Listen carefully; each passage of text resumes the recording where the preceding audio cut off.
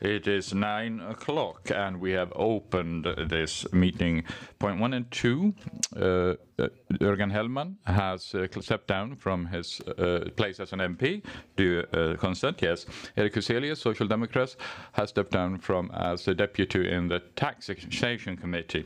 Item 3, supplementary election. Erik Huselius, as a member of the Taxation Committee and the War Delegation, I declare him elected. Item 4, foreign policy debate. First, I'd like to welcome members of the diplomatic corps that we can find on the balcony today. We're honored by your interest in following our foreign policy debate here today from the balcony. Warm welcome. Rules for the debate. The foreign minister will open the debate by presenting the government's foreign policy statement. It'll take no longer than 20 minutes. And that will be followed by rejoinders by the other parties in descending order of size by no more than 8 minutes. After that, we have a free right of rejoinder for any participant in the debate. We use the dual method with rejoinders of no longer than 2 and 1 minute respectively. And then with the second part will follow. The second part of the debate will follow subsequently. I now cede the floor to Minister of Foreign Affairs, Ann Linde, Social Democrats. Please.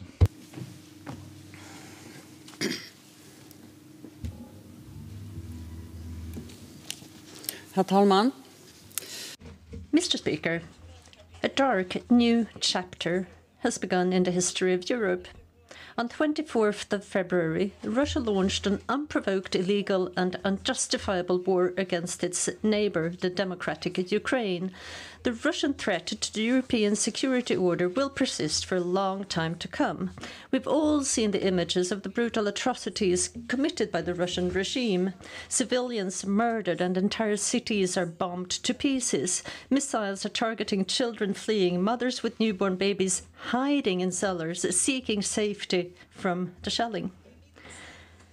As I visited the refugee reception center in Poland, Korsova, I was told about the Russian atrocities, about the mass graves, torture, attacks on children at railway station, and also about the sexual abuse.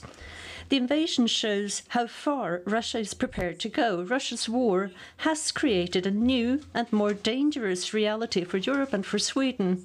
It is in our security policy interest that Russia's war does not result in political gains, for reasons including avoiding further aggression in the future.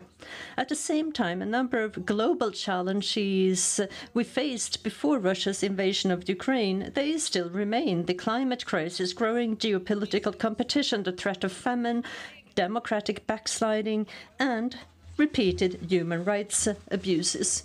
Mr. Speaker, Sweden's political, humanitarian, economic and military support to Ukraine is of historic proportions. Not since Stalin's war against Finland in 1939 has Sweden provided weapons during an ongoing conflict in our neighbourhood. Last week, the government presented its fourth support package to Ukraine, amounting to 1 billion krona. Ukraine's legal right to self-defense, in practice, is the defense of the territory of all countries, and that includes Sweden. The EU sanctions were adopted unanimously, and at an unprecedented speed and scale. The EU sixth sanction package, which our government has been pushing for, means that 90% of Russia's oil imports to the EU will be phased out before the end of the year. Transatlantic cooperation has been crucial regarding support to Ukraine and the sanctions adopted against Russia. Continued support to Ukraine and continued sanctions against Russia and Belarus are our most important contributions to bringing an end to this ruthless war. Sweden's national defense capabilities will continue to be strengthened. We will reach 2% of GDP as soon as it's practically doable, and by 2028 at the latest. The re-establishment of regiments, reinforcements on Gotland, reactivation of military service, defense equipment procurements, and enhanced cyber defense and intelligence capabilities have been necessary. The significant deterioration of the security environment has also highlighted the importance of continuing to deepen Sweden's defense and security policy cooperation. This will strengthen Sweden's security now and in the future. Mr. Speaker, on 13th of May, the government presented its security policy report after 2 months of deliberations involving all the parties of the Riksdag. It is a strength for Sweden that all parties have supported the report's analysis sections, especially on Russia. Russia's war of aggression has led to a fundamental deterioration of the security environment in our neighbourhoods. NATO's response to the war has also brought to the force that Article 5 of the NATO Treaty that only applies to NATO members. It is the government's assessment that the best way for Sweden to protect its security is for Sweden to join NATO. With Sweden and Finland as NATO members, the security of all NATO countries will be strengthened. As a member, Sweden would commit to the Washington Treaty in its entirety, including NATO doctrines. NATO membership may also change the conditions for the export of defence equipment in our national regulatory framework. We have taken the step to apply for NATO membership hand in hand with Finland, our closest partner. The crisis we're now experiencing have shown how close our two countries are and how interdependent our security is. It takes consensus within NATO to proceed with Sweden's and Finland's applications. Our applications have received broad support from NATO members. Sweden will, with a spirit of solidarity, contribute to the security of NATO as a whole, including Turkey. Our ambition is to make constructive progress on the issues that have been raised by Turkey. Sweden condemns terrorism in the strongest possible terms. A new and tougher Terrorist Offences Act enters into force on July 1st, and the government is preparing further tightening of terrorist legislation. There should be no doubt that Sweden will continue to stand firm alongside other like-minded countries in the fight against terrorism. Until the accession agreement enters into force, we will stand vulnerable to external threats and attempts to influence. In response to this uncertainty, several NATO countries, including the United States, the United Kingdom, Germany, France, Spain, Norway and Denmark have offered Sweden its assurances of support. The EU's mutual defence clause, Article 42.7, is also significant in Sweden's security. The bilateral declaration of solidarity signed by the Prime Ministers of Sweden and the United Kingdom also aims to enhance security in Northern Europe. Sweden's security policy is based on cooperation with NATO, the EU and the UN, and through a strong transatlantic link.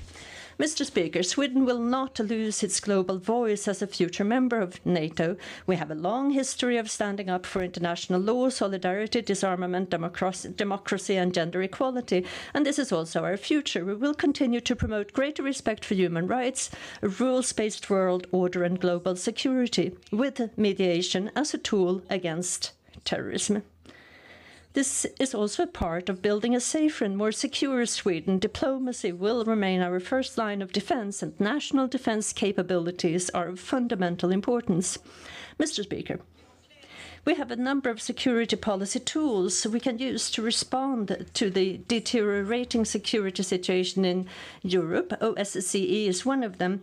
When Sweden chaired the OSCE last year, we saw an accelerating negative development in Russia and Belarus regarding the willingness to live up to fundamental commitments. We worked to strengthen the OSCE role as a platform for dialogue and accountability. One result of this was the Ministerial Council meeting in Stockholm, where 48 foreign ministers held political discussions and made decisions.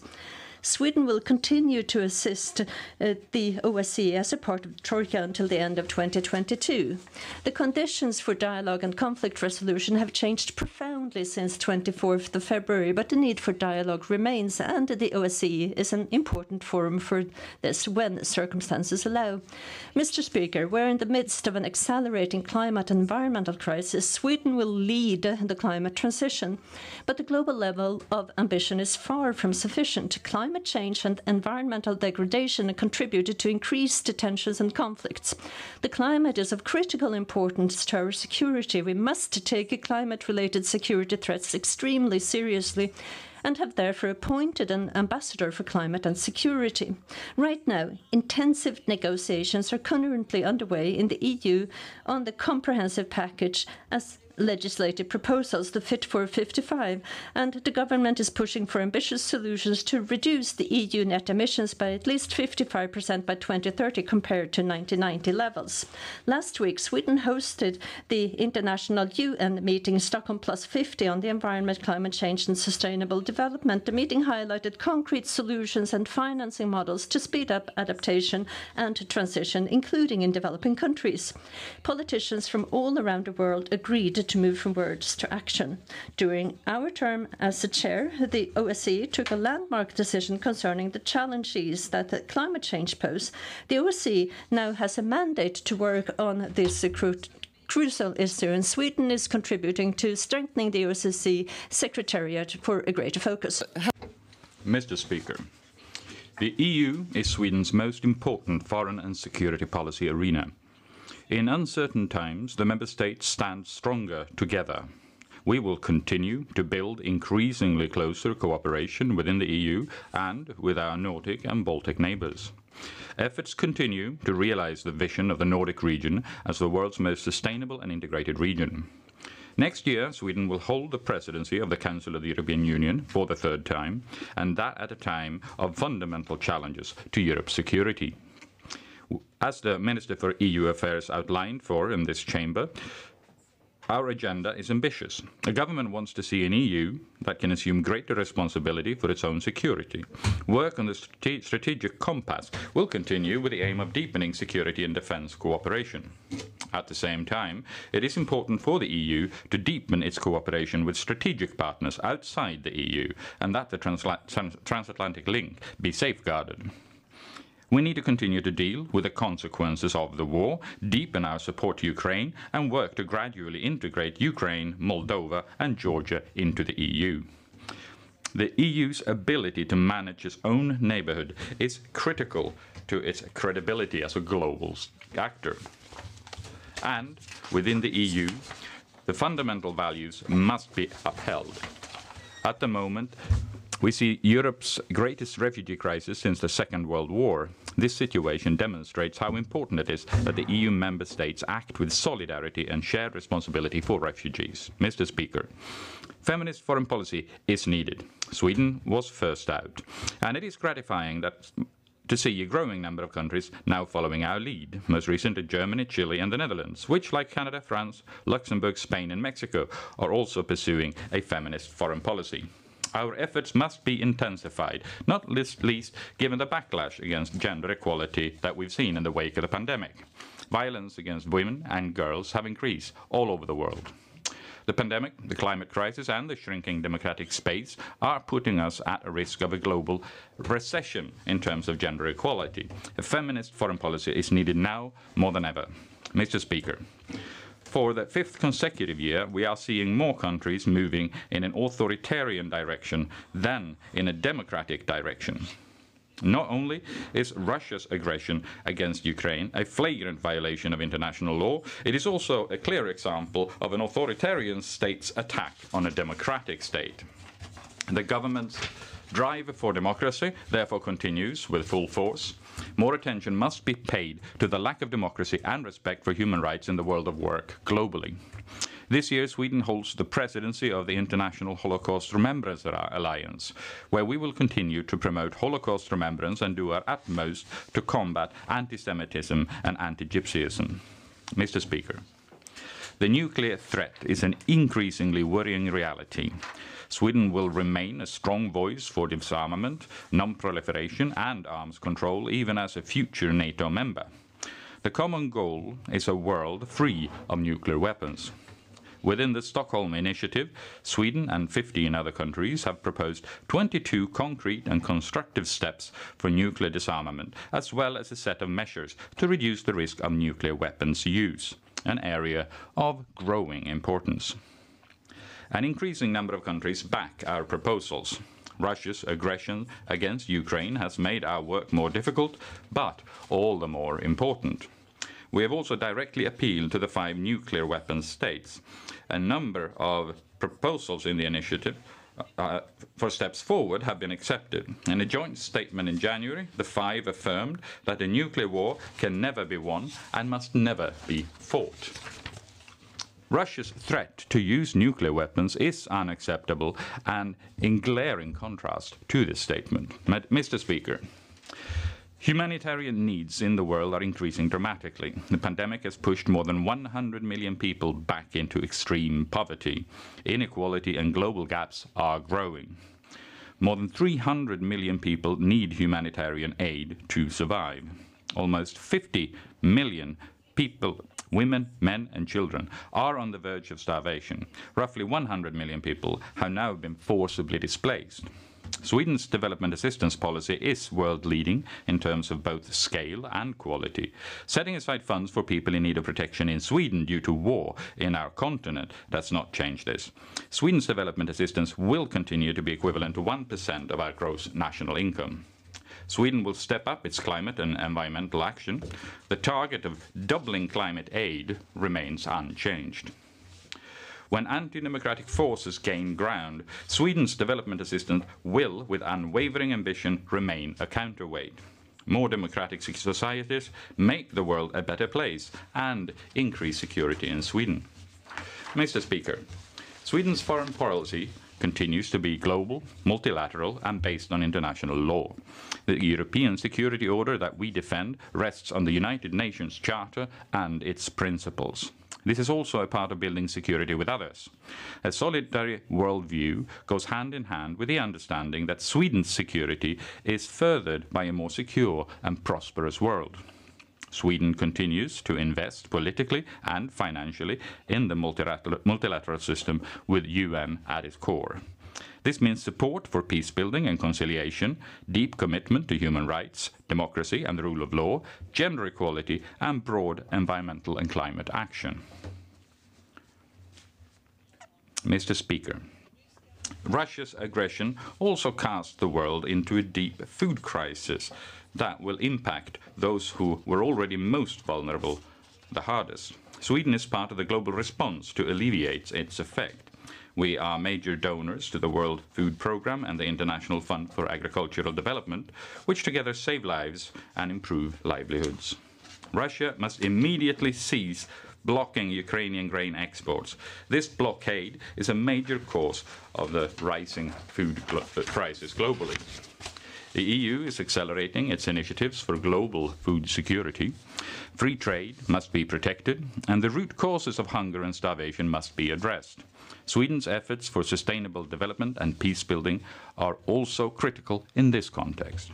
Mr. Speaker, the COVID-19 pandemic has impeded the implementation of the 2030 Agenda. Some of the global progress achieved in recent years, such as improvements in maternal and child health and gender equality, has been undone.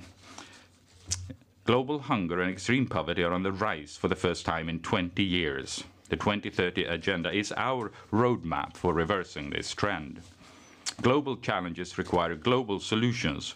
The pandemic, the climate transition, and harsh sanctions against Russia require more trade, sustainable value chains, new sources of key raw materials, new output markets, and strategic partnerships. It is more important than ever to stand up for free, fair, and sustainable trade and its significance for welfare in Sweden and Europe. This is needed at the same time as historically severe sanctions are imposed on Russia. EU trade agreements with partners around the globe enable us to diversify trade and strengthen resilience ahead of future crises. The multilateral trade system, based on the World Trade Organization, is fundamental to growth and welfare. Innovation capacity and expertise is prevalent throughout Sweden, building the future's sustainable goods and services for the global market. By giving the green transition an export boost, we contribute to reducing climate impact globally. We also create the jobs of the future here in Sweden, thereby strengthening Sweden and Europe's competitiveness. Mr. Speaker, a war is raging in Europe, and many feel a deep sense of global despondency. Yet I want to say this, our joint efforts are important. It may feel like an endless undertaking, but there is hope for change. Through hard work and clear direction, change is possible. We must not lose hope for peace and a better future. Or, as a 14-year-old Ukrainian girl, Daria Chebotaryova, wrote in a poem, and I quote her, "We still believe in a happy future where we will live in harmony and peace. We will never forget those who have fallen, and that is why we need to hurry." End quote. Thank you, Mr. Speaker. Thank you. And now we have a rejoinder from Hans Wallmark, the Moderate Party, Aron Emilsson, Sweden Democrats, Mr. Lundgren, Center Party, Håkan Svenneling, Left Party, Mr. Mikael Oskarsson, Christian Democrats, and Fredrik Malm, Liberal Party, and Anna Hedman, Green Party. First, Hans Wallmark, the Moderate Party.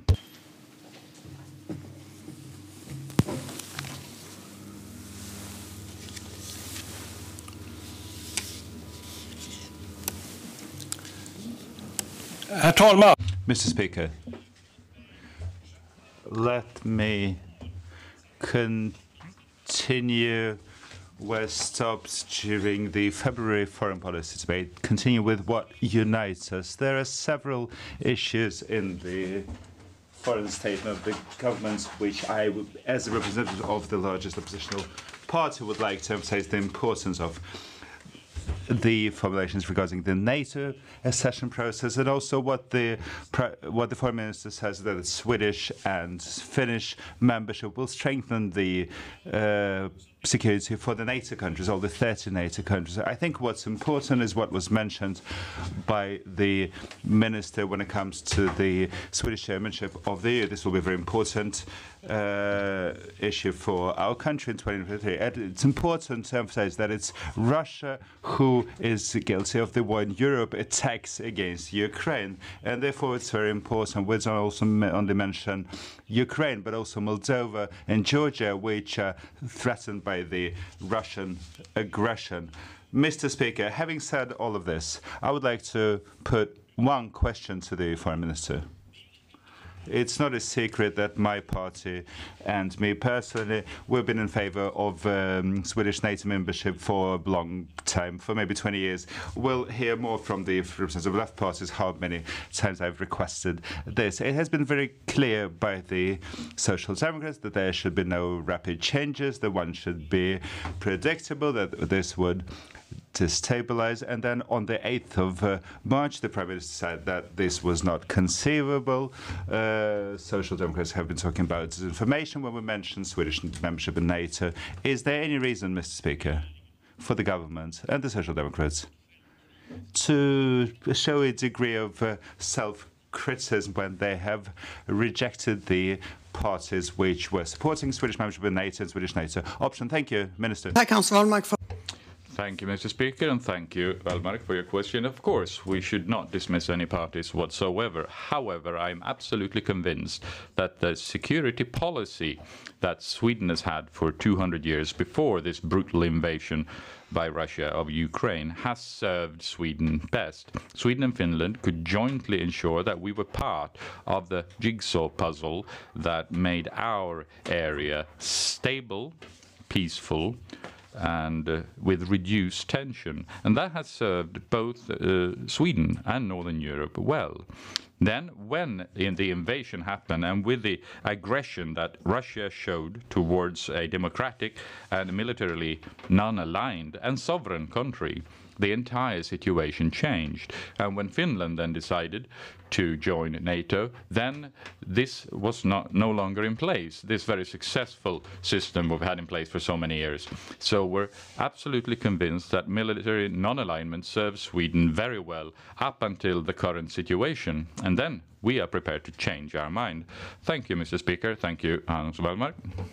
Thank you, Mr. Speaker. As a parliamentary, as an MP, I am doing my best to contribute to a successful Swedish and Finnish application. I've spoken to several MPs in several other countries, and I am very happy for support from Canada, Iceland, Denmark. I've spoken to my Romanian, Montenegro, Baltic state colleagues, Norway, Hungary. Everyone supports us. That's important. Mr. Speaker, I noticed that some of the parties have changed their positions regarding the horrible war which is ongoing in Europe. Finland also applied for membership in NATO. For me, ever since 20, 30 years ago, several things have been of importance. Article 5, joint collective security and defense guarantees, joint defense planning, and the solidarity with the remaining countries, which protect our continent. My question to the Foreign Minister, once again, do you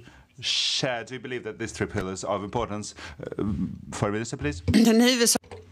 The main reason why the government is now working together with several of the parties in Parliament, having decided to apply for NATO accession, it's primarily about Sweden's security. We could just as well have the same collaboration and shared values with other countries that are military non-aligned, which, for example, when I spoke to the Foreign Minister of Ireland recently, where they're still non-aligned, they confirmed that that has no importance, is of no relevance to the military doctrine that you choose. Thank you, Mr. Speaker, and that ends that discussion. We now cede the floor to Aron Erik Emilsson for the Sweden Democrats, please. Herr talman. Mr. Speaker, Swedish foreign and security policy is in the middle of a situation with calculated but increased risks until we are full members of NATO. The Swedes can read in the media every day. They can read about longer and more complicated demands from Turkey. Some of the information is public, but more developed, more complicated, more advanced discussions are obviously done in camera, where hopefully the answers will be found to the different questions by the diplomats. But it's clear that the government says a red-green mixture of parties with a different taste in terms of how Sweden should build its security policy together with others in the future. So my question is for Foreign Minister is what kind of long-term credible can we expect from the left side if in this unclear red-green bloc, if the election is won with this bloc? Thank you. Thank you, Mr. Speaker. I don't think there are any problems at all if we were to count the mandates, that there is a huge majority in favor of NATO membership in Swedish Parliament. So I'm not at all concerned about those issues raised by Mr. Aron Emilsson. Please, Aron Emilsson.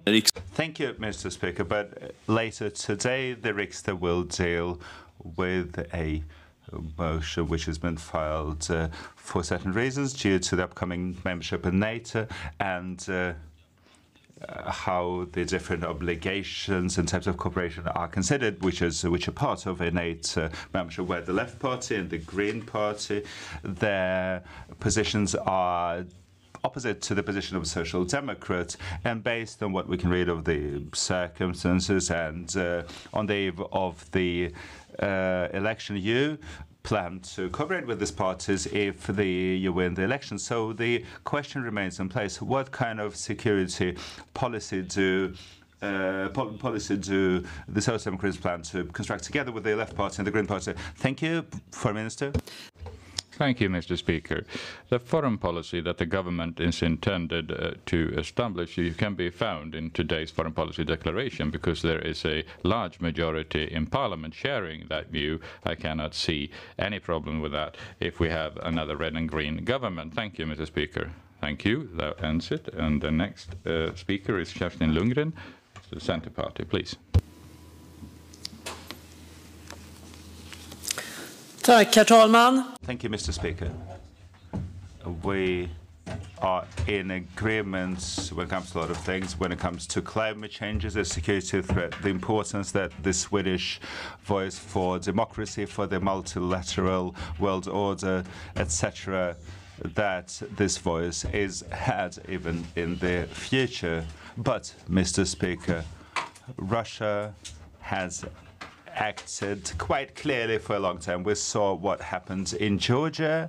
We saw what happened in Ukraine in 2014. And we, at the Centre Party, made the conclusion already at that time that now we have to change the security policy course. We cannot keep on acting as if Russia was listening, and we decided us to support NATO membership at the time. So the important question is, how should we relate to Russia? Are we listening? Are we careful? Do we try to understand their concerns? What kind of signals does it send? Because what the West has failed is to be clear with Russia, and Russia could have acted based on our low voice. The will not to provoke Russia was quite clear, and this has inspired this greater Russia position, which has now resulted in a full-scale war against Ukraine. So how is the Foreign Minister and the government, how are you prepared to act now? Are you prepared to say clearly that we are also prepared to respond to Russia, or do we want to keep quiet? Thank you. Thank you, Mr. Speaker. A package of 1 billion to Ukraine, that is not exactly keeping silent or speaking with a low voice. And what we have been doing to get sanctions organized, we now have the 6th sanction package in the EU. It was difficult, but this tells us that we're clear when it comes to opposing this Russian aggression against Ukraine. So there's no reason to stay quiet or to try to keep a dialogue going when there is no reason for doing so. And I do think that we have to be extremely clear. It's not just about winning the war, it is about winning peace, so that there is no additional aggression. Thank you, Mr. Speaker. This sounds good, Mr. Speaker.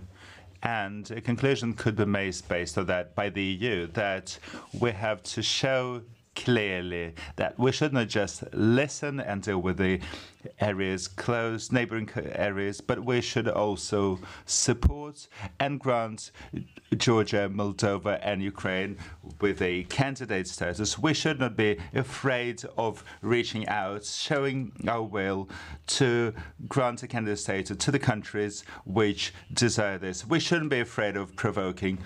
I spoke to Kira Rudik, the leader of Golos, in Dublin this week, and she said she was clear. Thank you, Sweden. Thank you, Finland. You say clearly that you apply for membership in NATO because you show clearly that you respond when Russia says, be quiet, keep quiet, stay where you are. You move forward. You're not afraid of saying your point. Don't do the same thing when it comes to the candidate status. Thank you, Foreign Minister. Tack, herr talman. Thank you, Mr. Speaker. Well, it is very important for us to support Ukraine in their ambition to become a member, and the government welcomes that application that has been submitted by the Ukraine. It is now being dealt with by the EU Commission, and the Commission will reply on June 17th. Then there will be a decision what the next step will be. But regardless, it is extremely important And here Sweden is the second largest donor to Ukraine. It is important that we support all these efforts for reforms and that we're also giving aid so that Ukraine can reform and become a full member of the EU in the future. But it is important to keep that integrity in those negotiations about an enlargement. That will also benefit Ukraine the most. Thank you. And that concludes that set of rejoinders, and we continue with the Left Party and Håkan Svenneling.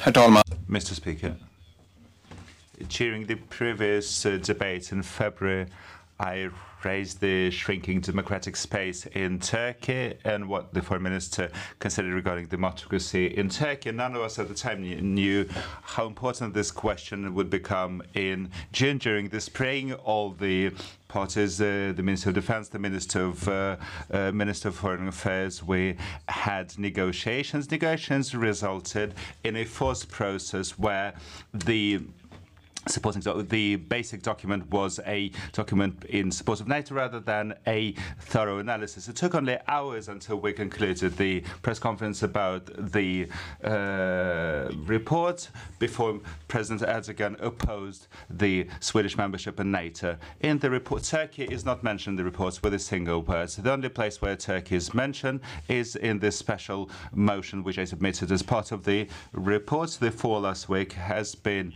it was a clear sign of the Turkey's lacking opinion of on democracy and human rights. Turkey said that our freedom of expression should be limited. Turkey has been clear that they want people who have applied for political asylum here, they want to have them extradited. Additionally, Turkey wants to import Swedish weapons. Again, the question is if and what does the government and the Foreign Minister is prepared to negotiate on for Sweden to become membership of NATO. Is it a part of a constructive spirit to export Swedish weapons to Turkey, which they can use in their attacks in Turkey and Syria? Is it constructive spirit to extradite oppositional Kurds and Turks who have applied for support for asylum in Sweden? What's particularly remarkable is that the security police was part of the negotiations, and we should not exchange one authoritarian despot for another. Thank you, Foreign Minister. Mr. Speaker, when you have a ratification process, well, there may always be issues and problems that arise, and that is what we see with Turkey now having asked a number of questions relating to, for example, security, fighting terrorism, etc. And this is something that we're dealing with in a very constructive spirit. And we do that together with Finland and NATO. And my task is to solve the problems that do arise. And my evaluation is that, well, me commenting the discussions that are ongoing, that would not facilitate. Mr. Speaker. Herr talman. Mr. Speaker, I believe that this is quite remarkable, quite concerning when such a serious security situation we were put there by the Social Democratic government, and the Foreign Minister doesn't even want to comment what's on the table, what they're negotiating on. You can read between the lines in the statement of government policy that the Foreign Minister starts talking about Turkey and then move on to terrorism rather than democracy. This is quite indicative of where we are. They say that they're prepared to changes to the Swedish export of arms. This is also an indicator which shows that the Swedish government opens up for exports of arms to Turkey.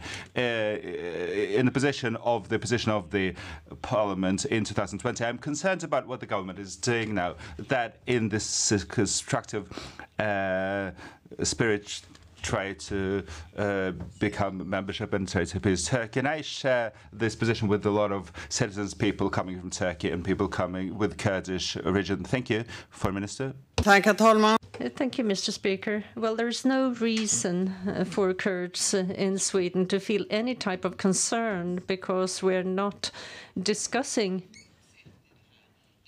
their opportunities in any way, but we do understand the concern that Turkey is showing when it comes to terrorism, because they have been severely impacted by terrorism. And it is therefore important that we continue also in NATO to fight terrorism. Ordet för replik går till Mikael. So now pass the word to Mikael Oskarsson, the Christian Democrats.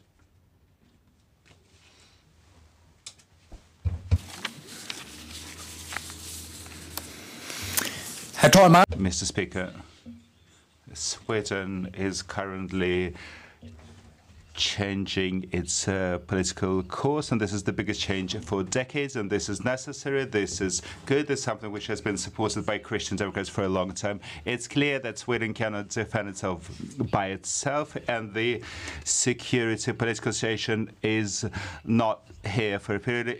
We will, for the future, we'll have a security political situation where it's completely necessary for Sweden to make this step and to show that we want to join NATO. However, there are some bumps along the road which we have to overcome. I would like to mention one of these potential bumps. 1 year ago, the foreign minister said that Sweden intends to take part as an observer in UN Commission on Nuclear Arms, TPNW. All of us who have followed the Congress of the Social Democratic Party this autumn, we know that the final goal for this is a fully fledged membership in this body. We believe that Sweden acceding to this would damage our defense cooperation with the US, and it's not in concord with the Swedish membership in NATO. The convention is in violation of Swedish interests. It would be directly counterproductive by Sweden to accede to the convention. I know that in today's statement of government policy, TPNW was not mentioned at all. So the question is whether the foreign minister could say clearly today that Sweden will not sign this convention. Thank you, Mr. Speaker. Thank you, Foreign Minister. Thank you, Mr. Speaker. Well, the government and what we said in 2019 stands firm to sign the convention the way it looks now. That is not something that we will be doing. However, together with others, we will be there as observers. The first state party meeting will take place in Vienna in June, and we will be there. That doesn't mean that we will be a party or that we will be bound by the convention through international law. What we want to do is to ensure that we strengthen the non-proliferation treaty. Thank you. Thank you, Mr. Speaker.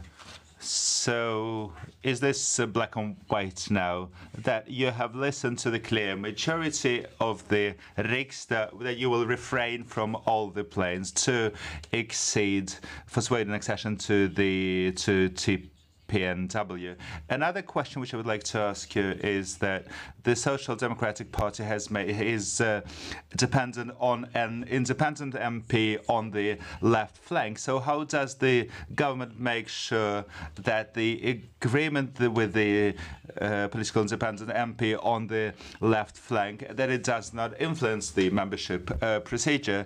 Thank you, Foreign Minister. Thank you, Mr. Speaker. First of all, I have to object to this language about a woman in the Swedish parliament to talk about someone who is far removed to the left. You could talk about a member of the Swedish Riksdag. That was the first thing. And then secondly, we are going to continue the process together with Turkey. We're going to do that in a constructive spirit, and we will see if it will be possible to then ratify the NATO application. Thank you. That concludes that set of rejoinders, and we continue with Fredrik Malm from the Liberal Party.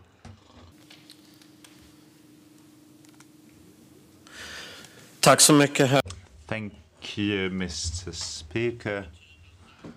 There is a significant risk that the governments of the EU will not have the energy, will not be able to be resilient when it comes to supporting Ukraine. It's a significant risk, especially while the Russian invasion continues, and Ukraine needs more and more support. More and more Ukrainians have to leave their homes. They need war equipment, heavier weapons, and they need financial support. And in the meanwhile, we see that several members of the EU are very dependent on Russian gas, Russian oil, etc. The sanctions, the disturbance of the global economy puts a lot of strain on a large number of countries. In this situation, Mr. Speaker, it's very concerning where the voices we hear from some quarters, arguments to get some kind of a peace agreement between Russia and Ukraine. This would mean, in practice, some kind of go-ahead sign to Vladimir Putin to continue Russians' aggressive, fascistic, militaristic behavior towards other countries in Europe, not just against Ukraine. This would mean some kind of go-ahead, some kind of acceptance of Russian gains in Ukraine. Therefore, Mr. Speaker, I would like to ask the Foreign Minister whether she can guarantee that Sweden will not accept any solutions of Russian invasion to Ukraine, meaning that Russian soldiers are still in Ukraine, including Crimea. Thank you, Foreign Minister. Tack, herr talman. Thank you, Mr. Speaker. Well, I totally agree with Fredrik Malm that there are significant risks involved in having a peace agreement where Russia feels that they can actually profit from aggression. But at the same time, we need to stay humble, and we have to understand that a peace agreement, well, that is the responsibility of the Ukrainian government. We can support them. We can say that we hope for an agreement where you do not have to resign anything. But Ukrainian soldiers are dying. Ukrainian women are being raped. And it has to be the Ukrainian government that makes that decision how to end the war and when it is possible. Me, as a Swedish Minister of Foreign Policy, I can't make any guarantees as to what Ukraine will feel is appropriate, but we should give them our support so they do not feel that they are forced into a peace agreement that means that they have to resign territory. They have to be able to maintain their sovereign state. Fredrik Malm.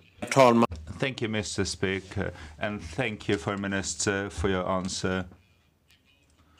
It should also mean that Sweden will not take part in any kind of diplomatic actions with the purpose to trying to get Ukraine to sign some kind of an agreement, which would mean that Russia in practice can continue with its behavior, because there is only one solution to this Russian invasion, Mr. Speaker, is that all the Russian soldiers leave Ukraine and Russia starts the slow process to review its militaristic doctrine, its relationship to its neighboring countries, and tries to process its own history, which contains of horrible actions against different peoples in Europe, including the population of Russian Federation. Thank you.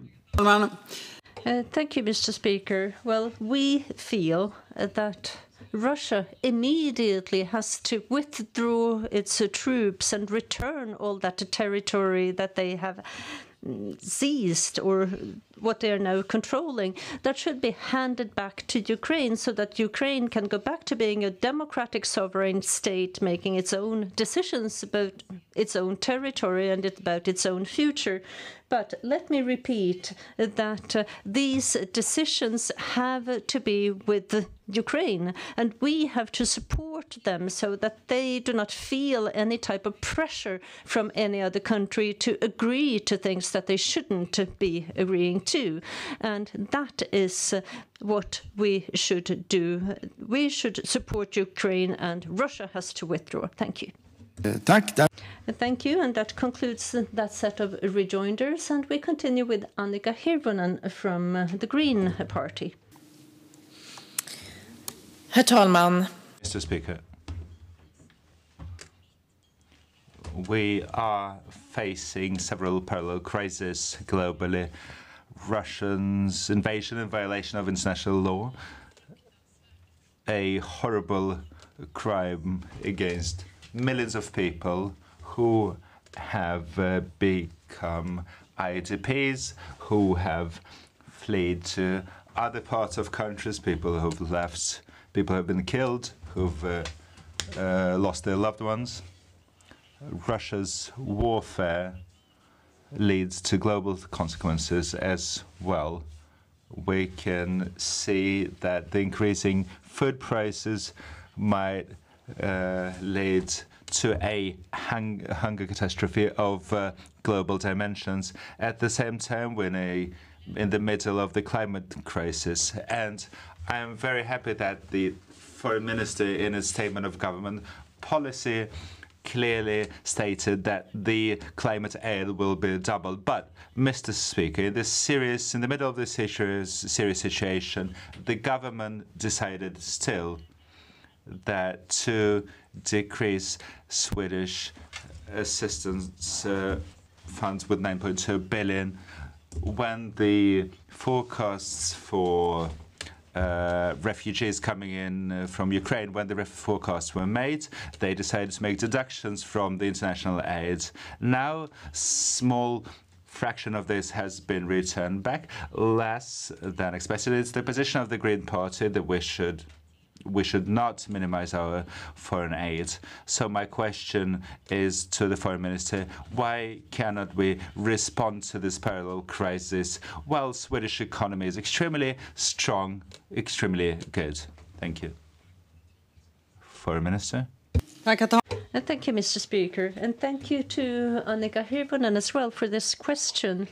And, to promote democracy, sustainable peace, that work is being made more difficult through what is now happening in Ukraine.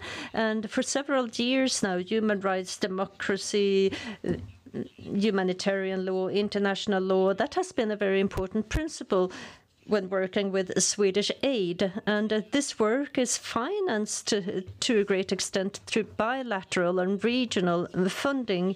We now have a remit of what we have globally, and that is not giving the full picture. But the principles of international law, rule of law, these principles are still being prioritized. And we now have budget changes that are being made, looking at the different efforts that we're working with. Just the other day, we made sure that we could put that budget item back into the budget. But we do have international rules, and now we see a big crisis when it comes to refugees, women and the children who need support. And then we can do this. We can use that aid for a limited period of time. But even after having done so, even after having used these funds to support women and children who need shelter in our country, well, even after that, we are one of the major donors globally, and we still have, in monetary terms, even if you deduct what we're using to support women and children, we are one of the major donors in monetary terms. Thank you. Mr. Speaker, one could make deductions according to the rules. You don't have to. And it's the position of the Green Party is that Sweden should minimize the deduction. We can afford not not to prioritize between the women and children who are escaping to children, to people who are suffering from hunger or climate assistance, or the important measures to support peace and democracy this year, which is the point of the aid. So we have forecasted that we have a profit in the budget. So why do we make the Swedish municipalities biggest recipients of Swedish aid? Thank you, Foreign Minister. Thank you, Mr. Speaker. Well, with full respect for what Annika Hirvonen is doing, she's fighting for our development aid to stay high, and I share that ambition. But I do think it's reasonable that we now have globally agreed that if there is a disaster with mass refugee streams, then on a temporary basis, you can use these funds to help women and children. And to talk about Swedish municipalities receiving this money, that is not true, because the money is for women, children who have fled from violence, rape in their country. And I think this is fully reasonable. Thank you. That concludes that set of rejoinders, and that also concludes all the rejoinders on the Foreign Minister, and we continue with Hans Wallmark from the Moderate Party.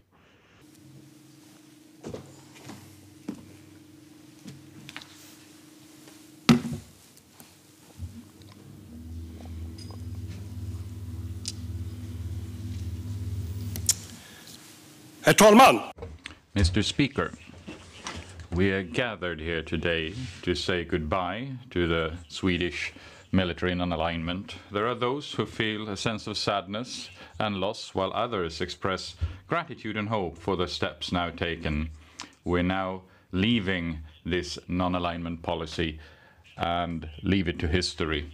This extra foreign policy debate in June is not only an opportunity to hold a funeral oratory for what we had, but it's also an opportunity to express the hopes for the new. On the 18th of May at 0800 hours, Stoltenberg accepted our application to be invited as a member in the Western Defence Alliance, NATO, as did Finland.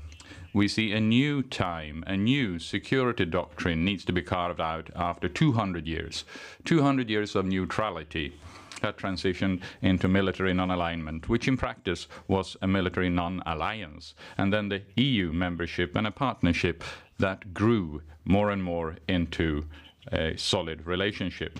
A foreign policy declaration presented by the government rests on solely 100 seats out of 349 in Parliament. For those of us who wanted to see more support and a wide support from Parliament, we propose that when the Defence Commission, with a proper office and with all parties in Parliament working together, after the election in September, such a commission will be appointed, and its first task must be to draft a security policy analysis in the light of the deteriorated security situation and a NATO membership, and then present proposals of how the fact that we're in an alliance with 33 other states will affect Swedish defense planning and the future defense decision that will mean that 2% of our GDP will go towards our security by 2025. Let us remind ourselves of basic facts. We've taken a stand, we've applied for membership in the organization that since 1949 was the final guarantor for peace and freedom in our part of the world. That's a major thing, but it should have happened a long time ago. Our natural home is and has been among those countries that, in a broader sense, are called the Western world. Foreign policy and security policy must be done in a very harsh and difficult world that's governed by nations' interests. Other nations look foremost to themselves. Only Sweden take our interest into consideration. The war in Ukraine, Russia's brutality, food crisis, a China that very clearly challenges on a global level, a coronavirus that we're still fighting on several continents with the need for a vaccine, the climate, the environment, all of these things are serious. Mr. Speaker, the paradox is that while Leading Social Democrats and left-wing politicians in the post-war era spoke about neutrality and criticized the USA. Sweden has had a secret defense and security collaboration with the USA and NATO. As early as in 1949, we started the social democratic policy that was based on Sweden in the event of our being attacked would get help from NATO, even though we were not members ourselves. This has been a deeply asymmetric solidarity. We count on you supporting and helping us, while we, at the same time, do not want to promise to support and help you. After the Berlin Wall and the Iron Curtain was torn down by people longing for freedom and ideas of a better world, the global conditions changed through the dissolution of the Soviet Union. Countries took the opportunity, first by turning towards NATO and then to the European Union. In Sweden, left-wing politicians continued down that beaten path. Sweden should remain military non-aligned, a free space between Russia and the NATO countries, to paraphrase Stefan Löfven. The membership we're applying for now, we could have done a lot earlier. The so-called Hultqvist doctrine was the social democratic government's response to an ever more uncertain world. By entering into agreements with a number of countries, both inside and outside NATO, Swedish security could be guaranteed. The entire defense planning was based on the assumption that help would come from the West. Sweden would fight while waiting, not for Godot, but waiting for NATO. The problem was that these treaties did not contain any treaty-bound guarantees, precisely what was established in the analysis group's report presented on the 13th of May. In the Moderate Party, we've been in favor of Swedish NATO membership since 2003. As we see a growing threat from Russia, we've increased our efforts to make Sweden a member of NATO. An important part of this was that we were pushing the issue of introducing a Swedish NATO option in the Swedish security policy. When Russia's attack on the 24th of February this year was a fact, Finnish politicians could unite and agree to activate the option they've had in their security policy toolbox since the mid-90s. The Moderate Party, together with 4 other parties, ensured that a broad majority of the Swedish parliament backed such a Swedish option in December 2020. Subsequently, the parties has encouraged the government to initiate security policy discussions about this matter, constantly dismissed by the Social Democrat, constantly questioned, up until war in Europe was a fact on February 24th. The day when the Hultqvist doctrine and the military non-alignment collapsed like a house of cards. The foremost lesson learned from what's happened is that security policy cannot be based on wishful thinking. Sweden's security is a core task for the state. It is good that we now have a broad political support for Swedish NATO membership. The negative is that it takes place in the shadow of a terrible war where courageous Ukraine stand up against the aggression and oppression by the Putin regime. We're helping them with money and weapon. That's good. We can do more, both in terms of money, weapon, arms, and clear political support. And let's gather behind Ukraine in the EU. We have seen Bucha, we've seen Mariupol, we have seen your evil. Mr. Speaker, let our membership application rest on hope. It's important to make it clear that Sweden and Finland will be security producers and assets to NATO. It is about having a clear image of what we can contribute and what priorities we should have as a member state. It's also about quickly reaching 2% of GDP for defense as early as in 2025. A broad security policy dialogue should be initiated as soon as possible after the election this autumn. Mr. Speaker, the next time we'll hear a foreign policy declaration here in Parliament, the Swedish people have voted. Vote for the Moderate Party means that that debate will be characterized by hope and around how our foreign policy and security policy, how we will work for our Sweden in the Nordic region, that we are part of a team. We're not individual players in the Nordic. Through our special Nordic-Baltic relationships in the EU and as a contributing NATO member. Mr. Speaker, I look forward to that day, and I am not the only one. Thank you. Thank you. And an adjoinder to Hans Wallmark's presentation. We have Sten Lindgren, Center Party, Håkan Svenneling, Left Party, and Hirvonen from the Green Party. First, Kerstin. Då går ordet för replik först till utrikesministern. So the adjoinder goes first to Foreign Minister Ann Linde.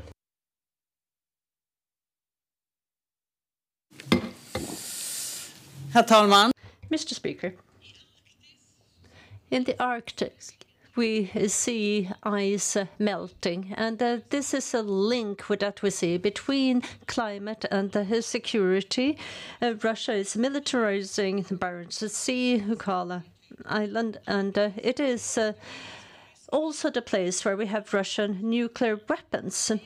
And when Sweden is now applying for a NATO membership, and if we become members, we will have this area becoming even more important when it comes to security policy. And Hans Wallmark, what do you think about our future and our commitment to the Arctic when becoming members of NATO?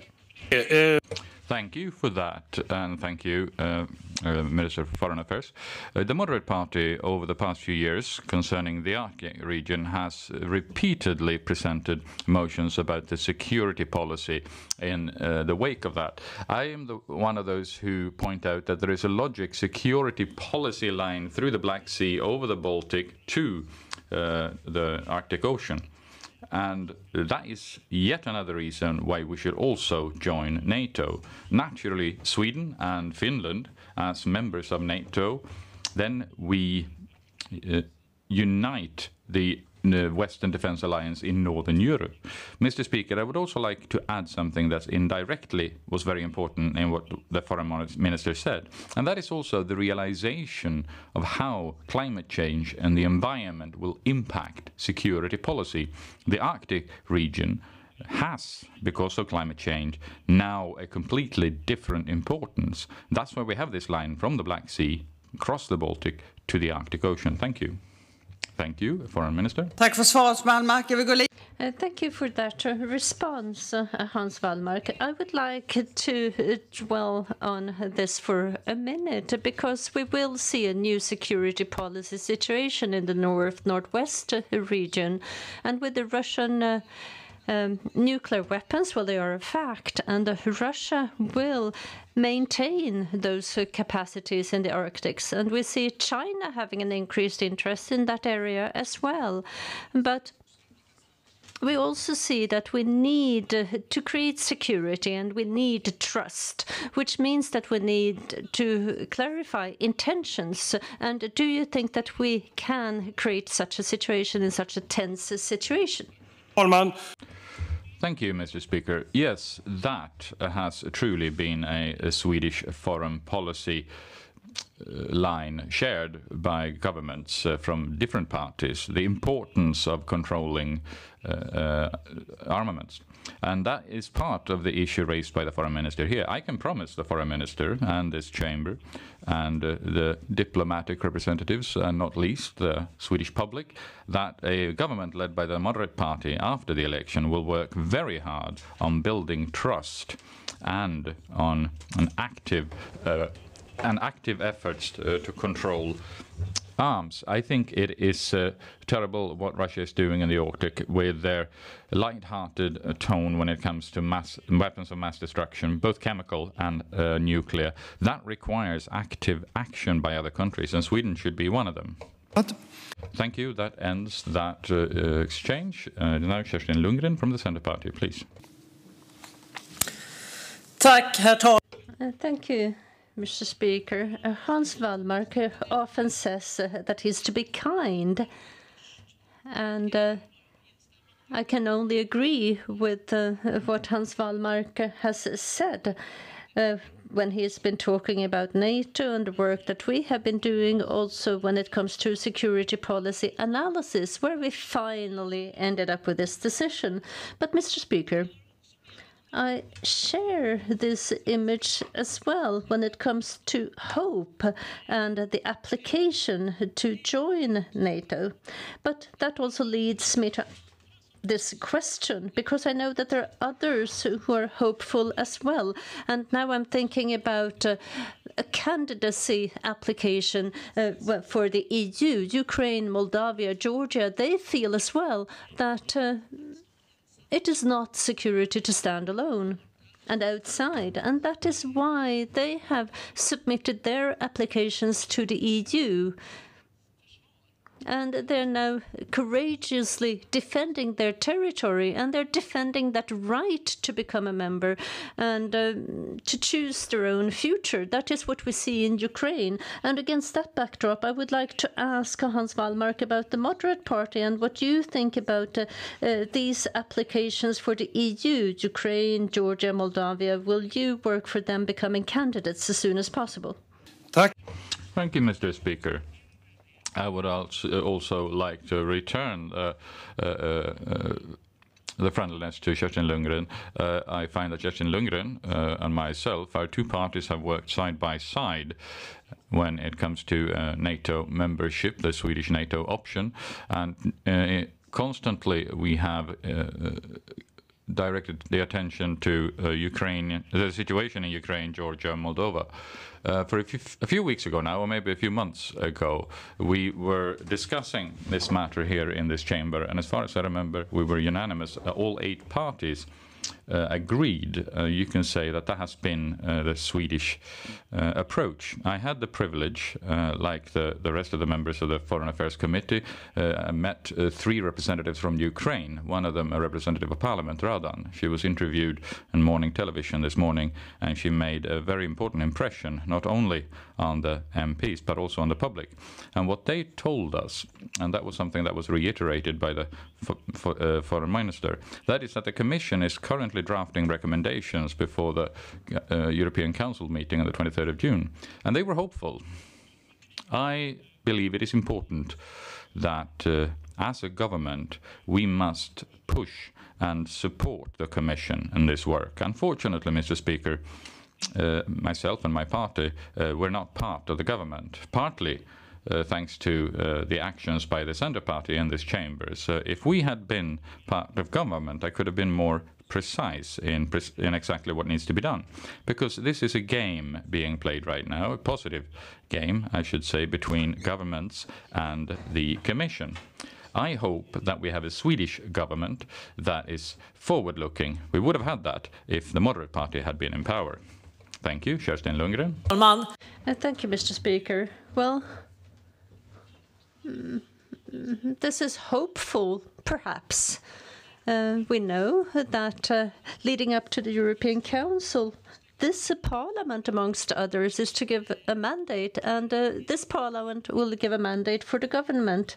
And it is important that we in this chamber and in this debate leading up to the European Council, because they are to deal with the conclusions reached by the Commission, and we have to be clear about this fact that we want to see Ukraine, Moldova, Georgia being given candidate status. And that is why I'm asking the question, the Moderate Party, are you prepared to push for this, just like we do, the Centre Party, leading up to that European Council? Yes, Mr. Speaker, if we had been part of government, it would have been easier to do this before the Commission. And now, Mr. Speaker, neither myself nor Kerstin Lundgren know what the report from the Commission will conclude, and so we don't know what conclusion will be made by the EU Committee. Standing Committee on EU Affairs. But there is reason to hope that the government, Social Democratic government, tolerated by the Centre Party, are correct in their assumptions. I thought the Foreign Minister expressed a certain amount of hope, and it would be good if that could also be the joint line by the entire Parliament. And there, Mr. Speaker, we have to get back to the fact that we have discussed this matter in this chamber in public, and all 8 parties agreed. So we have a joint Swedish approach. Let's also hope that it'll be executed, implemented correctly by the Social Democratic government. Thank you. Thank you. That ends that exchange. And I see the floor to Håkan Svenning, Vänsterpartiet. Svenneling, Vänsterpartiet, Left Party, sorry.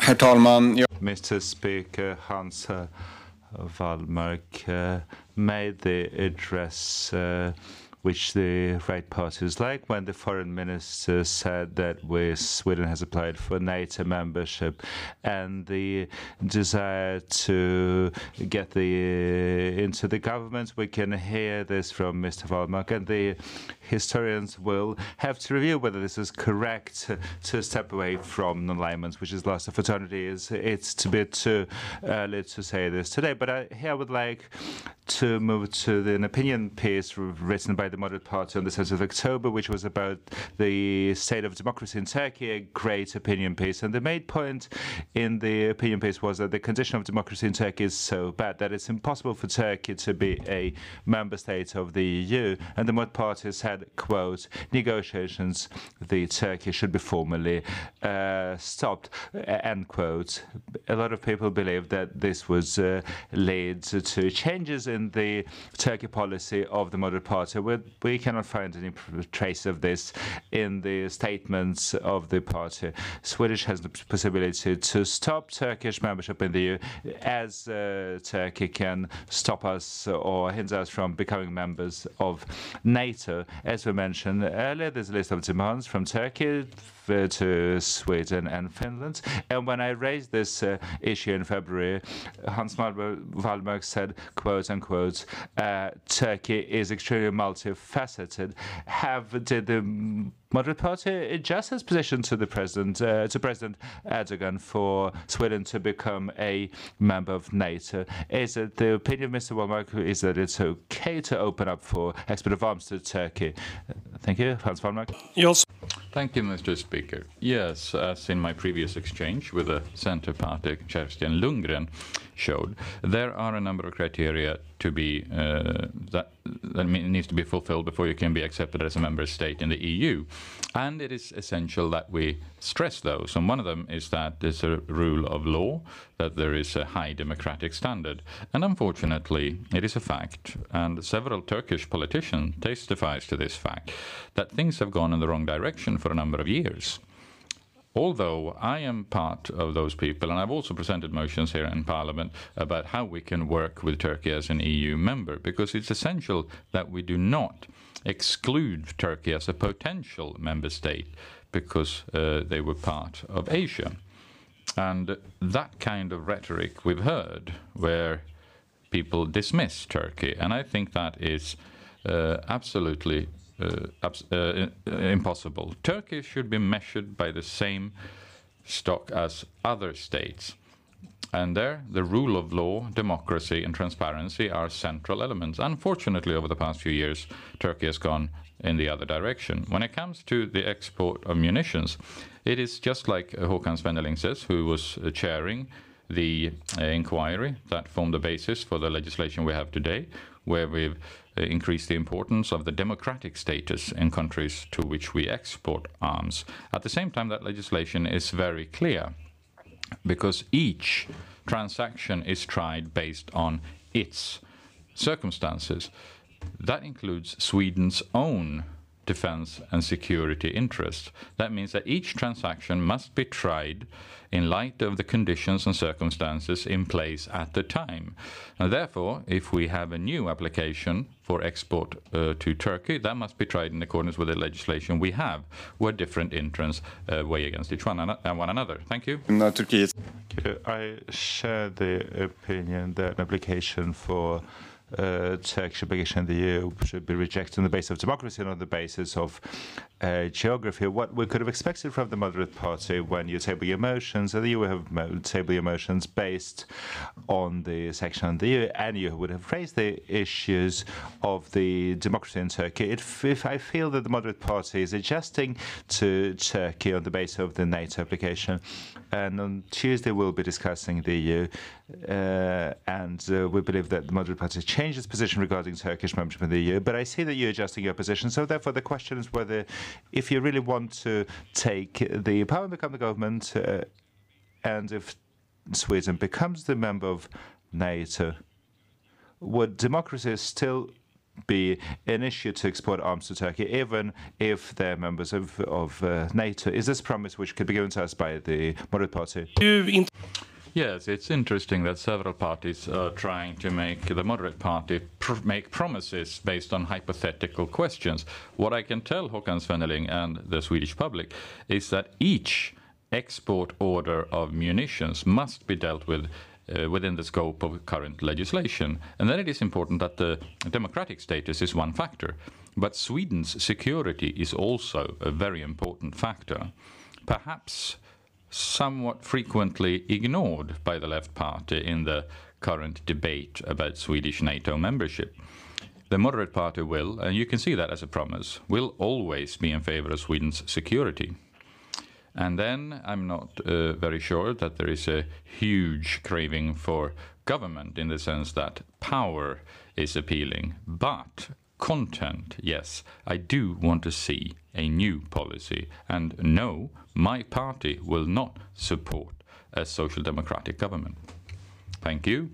That ends that exchange. And the cede the floor to Annika Hirvonen of the Green Party, please.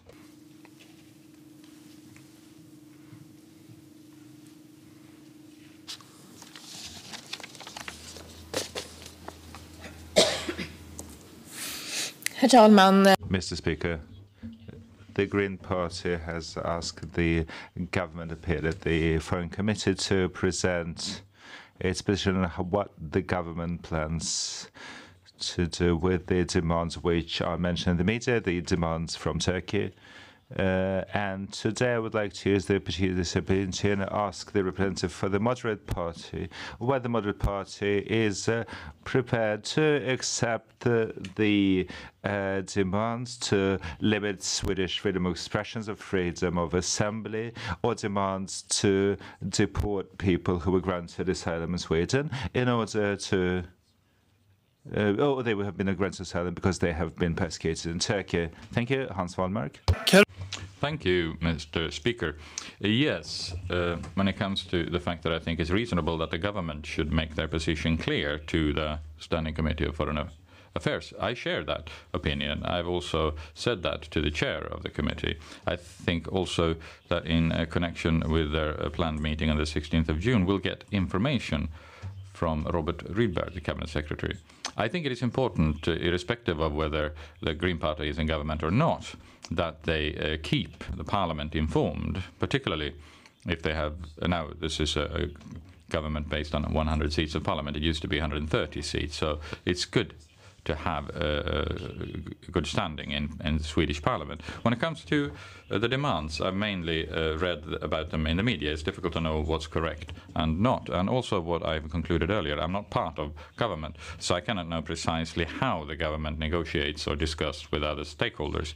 I think that we should see it as the discussions are ongoing. There were also information in the press yesterday in Brussels that Sweden, Finland and Turkey were under Sweden's NATO membership, and that was good. But I also think it's important that they make clear their position. As I said to the Left Party, we have very distinct and clear legislation concerning munitions exports, and we comply with that. Different interests are weighed against one another. Sweden has rule of law. We have rules and regulations, we have court rulings, and those are applicable. So I don't think that we should waver in our determination here. We have to be clear. And I wish, to be honest, that the government is successful in their negotiations, because I, as opposed to the Green Party, want Sweden to become part of the NATO community, that Sweden can contribute to improving security on our continent. Thank you. Annika Hirvonen, the Green Party. Mr. Speaker, not to waver, it sounds that even the Moderate Party, if, I hope this will not be the case, but if they would be in charge of the next government, and if the negotiations are concluded by then, it feels that it's extremely important that they are clear with respect to demands to limit the democratic freedoms and rights in Sweden, or speak out clearly against the demands to deport political refugees to the authoritarian state, which Turkey de facto is today. Thank you. Hans Wallmark, Moderpartiet. Thank you, Mr. Speaker. Well, I cannot but reiterate that Sweden will stand up for our rule of law, and we will safeguard that. And then precisely how these negotiations, or what I like to say, discussions, how they will be held, I cannot say. But I do hope, Mr. Speaker, that members of the Foreign Affairs Committee can gain some more insight by having Robert Rydberg presenting those discussions before a Swedish Parliament. Thank you.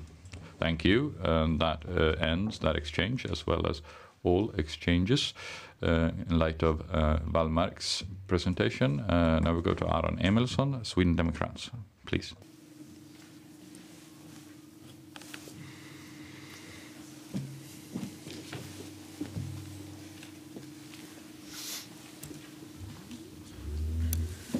Herr talman! Mr. Speaker, is there in Europe or in other parts of the world, is there a single person who believes that the danger is over? No, the world is full of foxes. Could Chicky be turned into wolves? And the most peaceful lambs are the ones who get attacked. So we have to prepare. This is what Erik Axel said in 1987, and the analysis still applies. These words are timeless. We're in the middle of an intense and decisive time for Swedish foreign policy.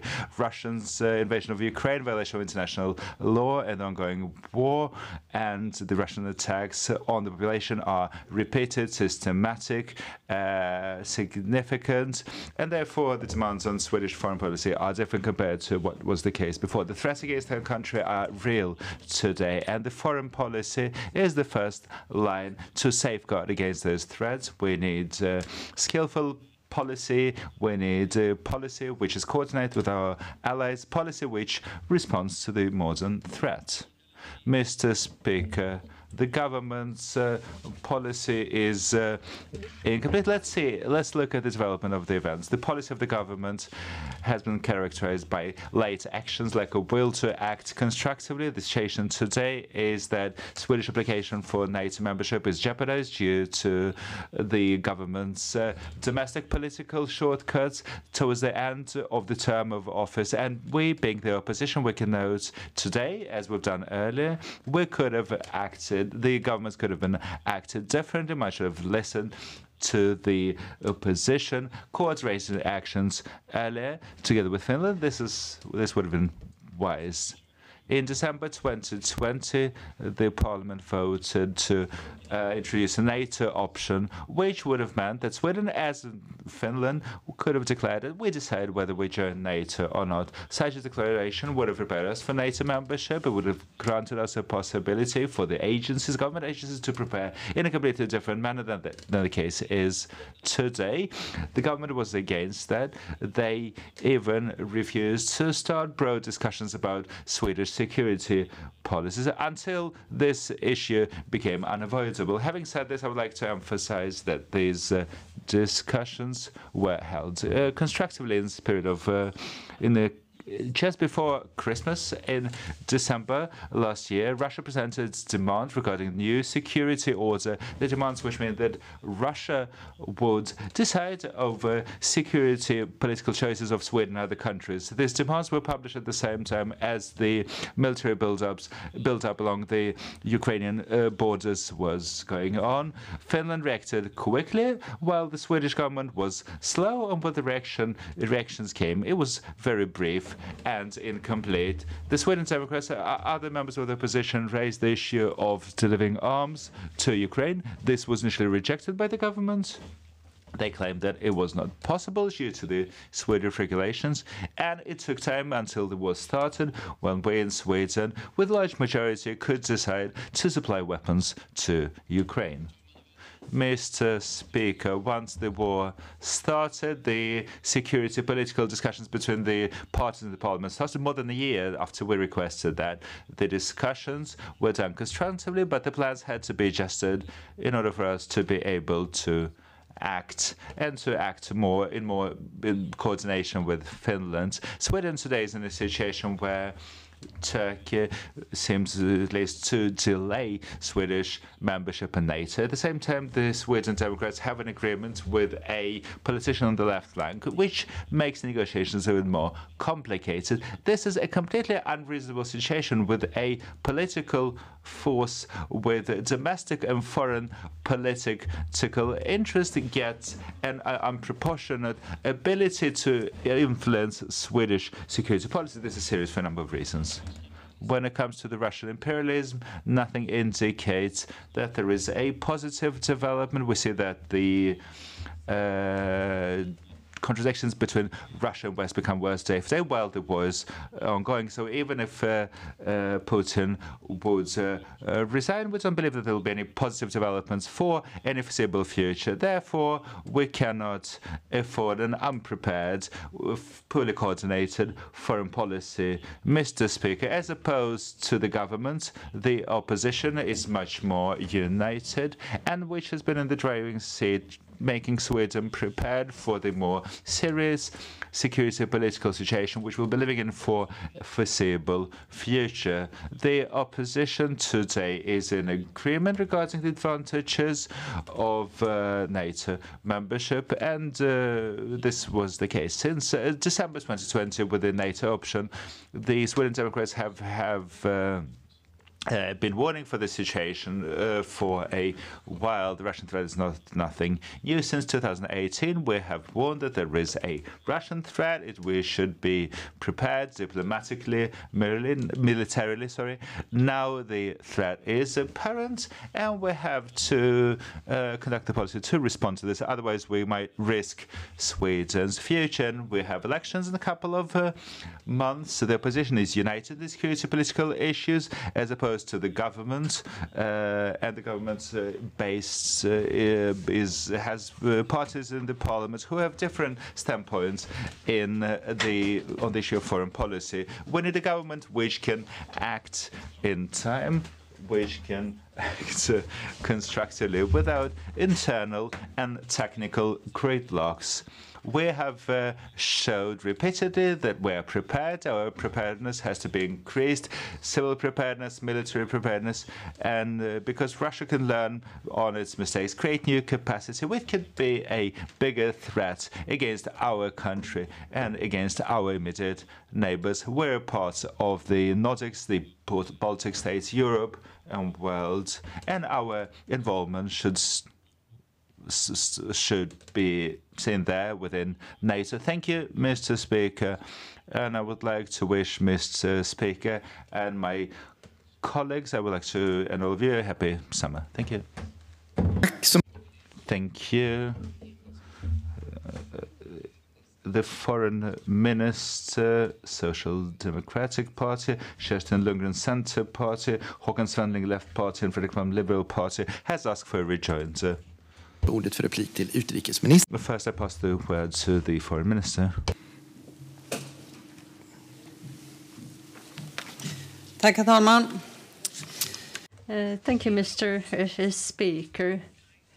The Russian aggression of Ukraine, well, 1 week before that, Jimmy Åkesson could not choose between Putin and Trump, and they said that it was depending on context. And context was that 100,000 Russian soldiers were waiting on the other side of the Ukrainian border. And you also voted against support to Ukraine, support that would increase resilience. All other parliamentarians voted in favor of that support. 3 SD parliamentarians voted against. And Aron Emerson, 16th of February, said that he could not have an opinion as to whether it was right or wrong for Sweden to support Ukraine. And the reason he couldn't was that it didn't have a complete picture of the situation. Could you tell us today why the Sweden Democrats voted against the interest of Ukraine in the European Parliament? No. Thank you, Mr. Speaker.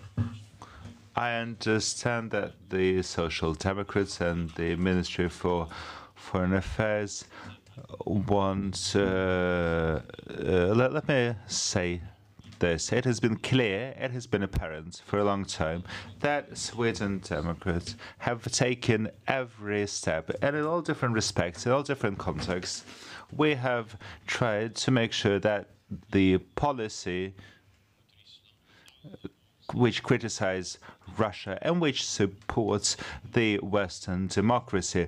We have demanded harder sanctions against Russia. We have requested that Sweden should deport more Russian intelligence officers. We wanted to strengthen the Swedish defense, and we were at the very early stage, we were supporting military support to defend Ukraine in this parliament, and it is correct that we're also clear that we wanted to contribute with all possible humanitarian, military, financial support to Ukraine, and based on the decisions which were made earlier by the European Parliament. Thank you. Thank you, Foreign Minister. Tack, herr talman. Thank you, Mr. Speaker. Again, Emil Emilsson is trying to avoid the issue. Could you at least regret today that you didn't show that full support to Ukraine, what they would have needed beginning of the invasion? And final rejoinder. Thank you, Mr. Speaker. Let me be very clear. Yes, this was probably wrong. From not to support Ukraine from the beginning with all means possible during the first days. But let me say the following, that we were the party which in this parliament, through the EU committee, we wanted to reach national accord to take the necessary steps to support Ukraine in this parliament. Therefore, our conscience is clear when it comes to this issue. Thank you. This concludes this round of rejoinders. I pass the floor to Kerstin Lundgren, the Centre Party. Thank you, Mr. Speaker. I am curious still as to how the Sweden Democrats feel about the EU. I asked you during the foreign policy debate on February 16th if the Sweden Democrats feel that the EU is our most important foreign policy arena. And back then, I got another picture of what Emil Aronsson said. You talked about priorities, and I think I heard the same thing today.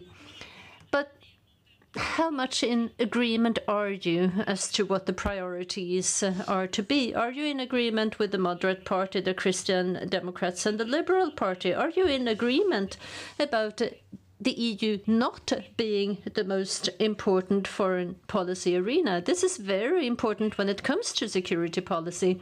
And Mr. Speaker, we also had a very interesting debate because the Sweden Democrats previously on their website had this picture talking about balances between great powers that was adjusted after the party leaders' debate when it was highlighted.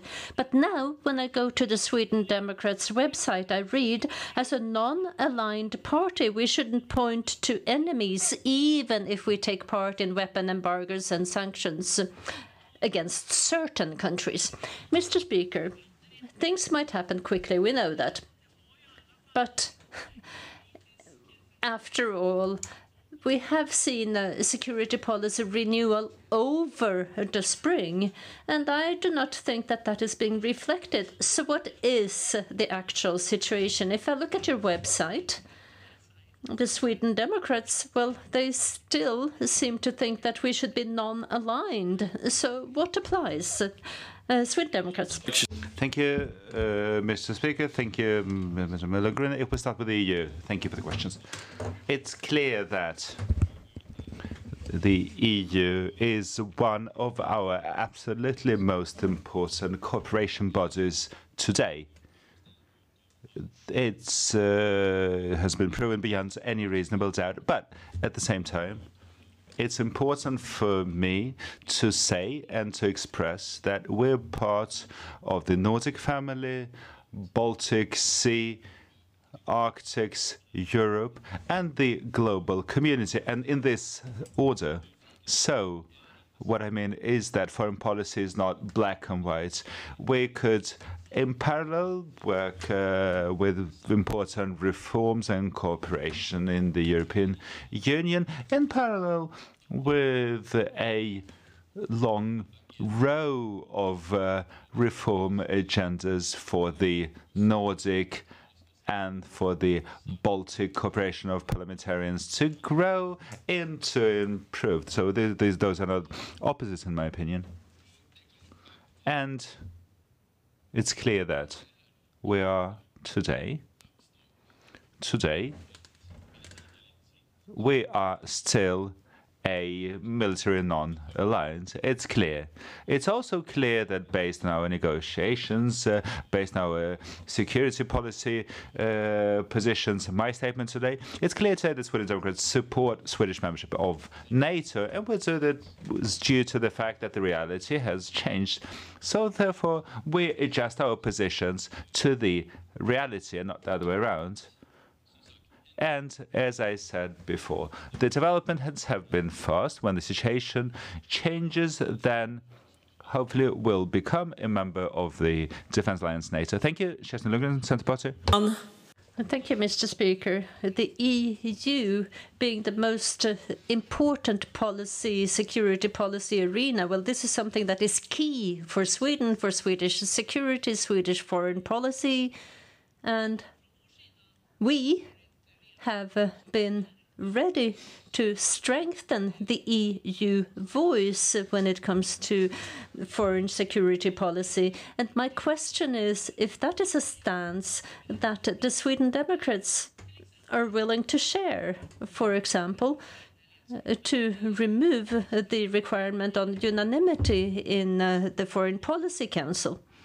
And Mr. Speaker, the Sweden Democrats, are you not willing to say who the enemy is? Because that is what you're talking about, not pointing at enemies. Previously, you talked about a balance between big powers. Thank you, Mr. Speaker. The once again is one of our most important foreign policy cooperation arenas. Today, it's completely clear. And in the European Parliament, and in the different factions of the EU, we have, just as we have agreed, we have decided to use the peace facility to increase military support of Ukraine, that it gets clearer and harder muscles to support Ukraine with humanitarian, financial and military aid today. And this is also how the EU has developed its capacity to be able a security policy arena. And this is something we have supported, although we're quite restrictive in terms of the budget. But I've said, like I've said before, we're prepared to be pragmatic, we're prepared to look at realpolitik and do our analysis based on the global situation. Thank you. This concludes this round of rejoinders, and I pass the floor to Mr. Svanling from the Left Party.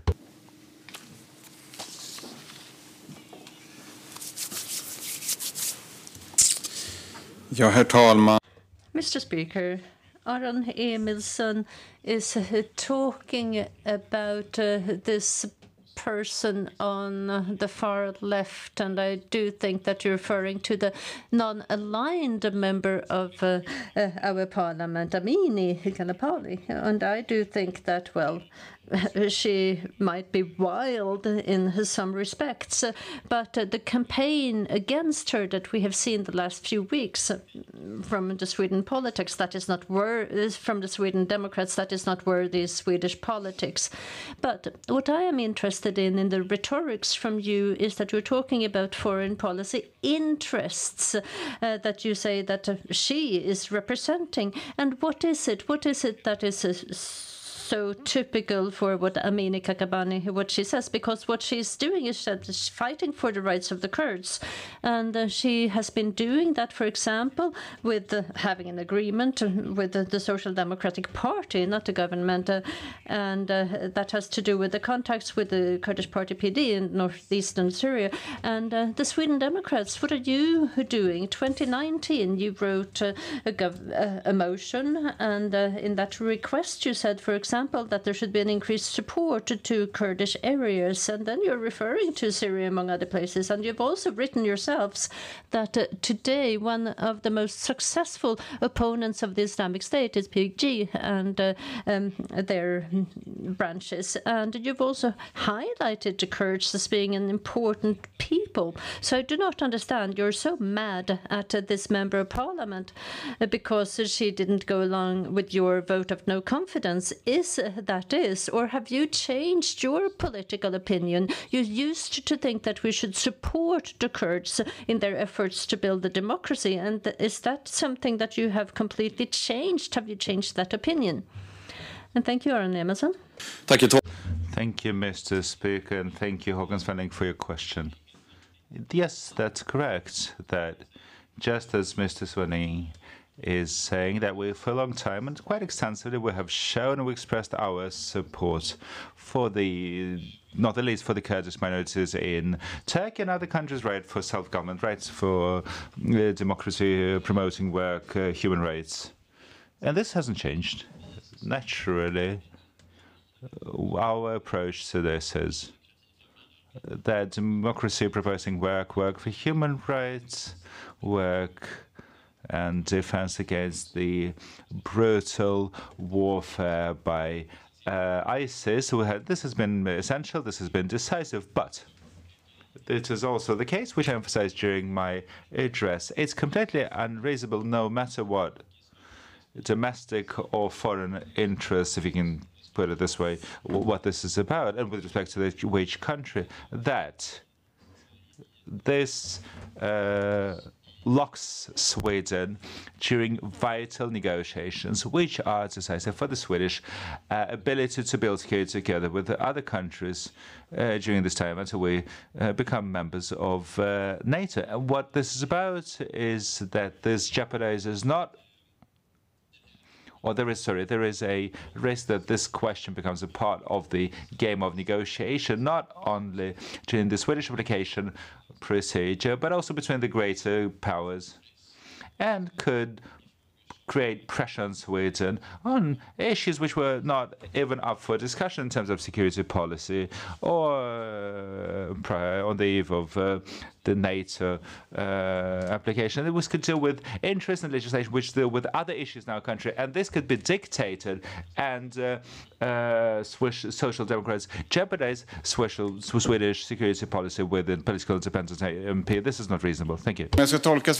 Mr. Speaker, if I'm to understand you correctly, it's not a problem to have that view that you want to support Kurds in Turkey, in Syria, Iran, Iraq, but you cannot work actively for that if you're in Swedish Riksdag, because then you're committing a serious mistake, and then the Sweden Democrats starts to oppose that single member of the Swedish Riksdag.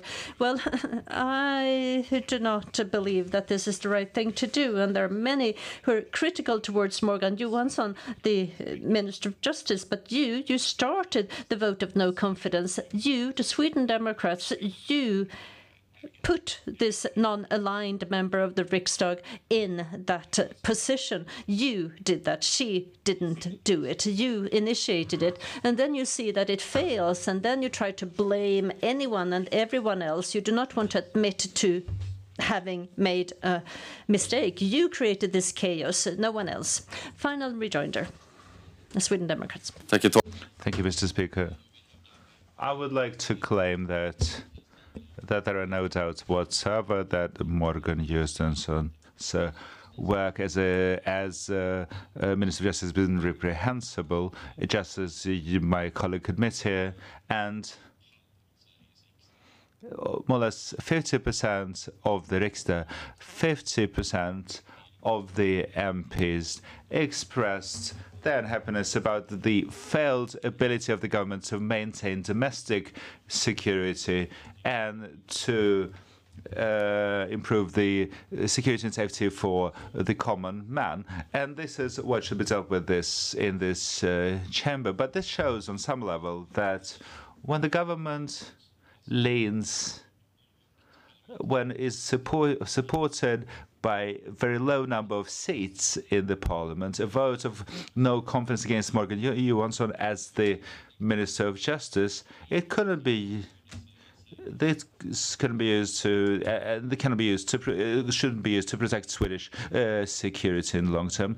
Thank you, and I pass the floor to Fredrik Malm, the Liberal Party.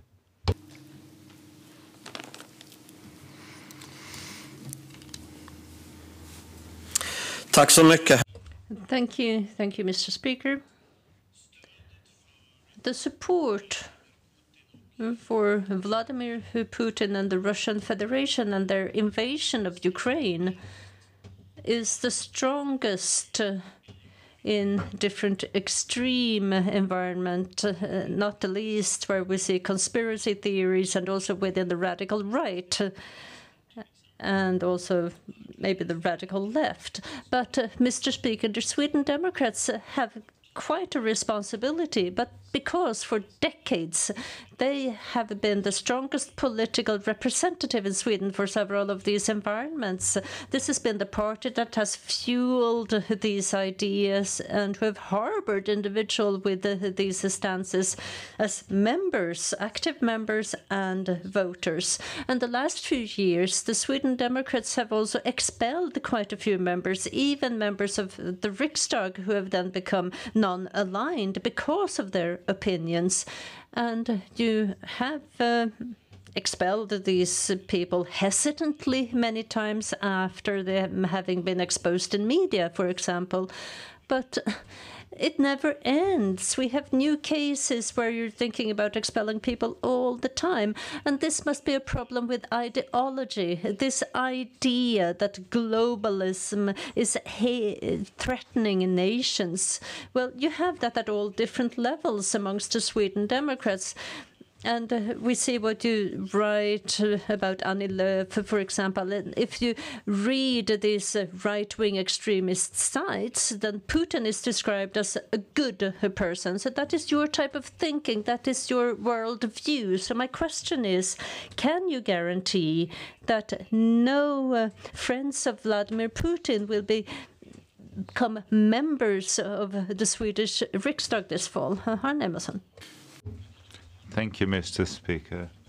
Well, for starters, it's very difficult for me to identify, and I don't recognize the description given by Mr. Malm, that there is some kind of alleged closeness between the opinions of the Sweden Democrats to what has been happening in Russia ideologically for a while.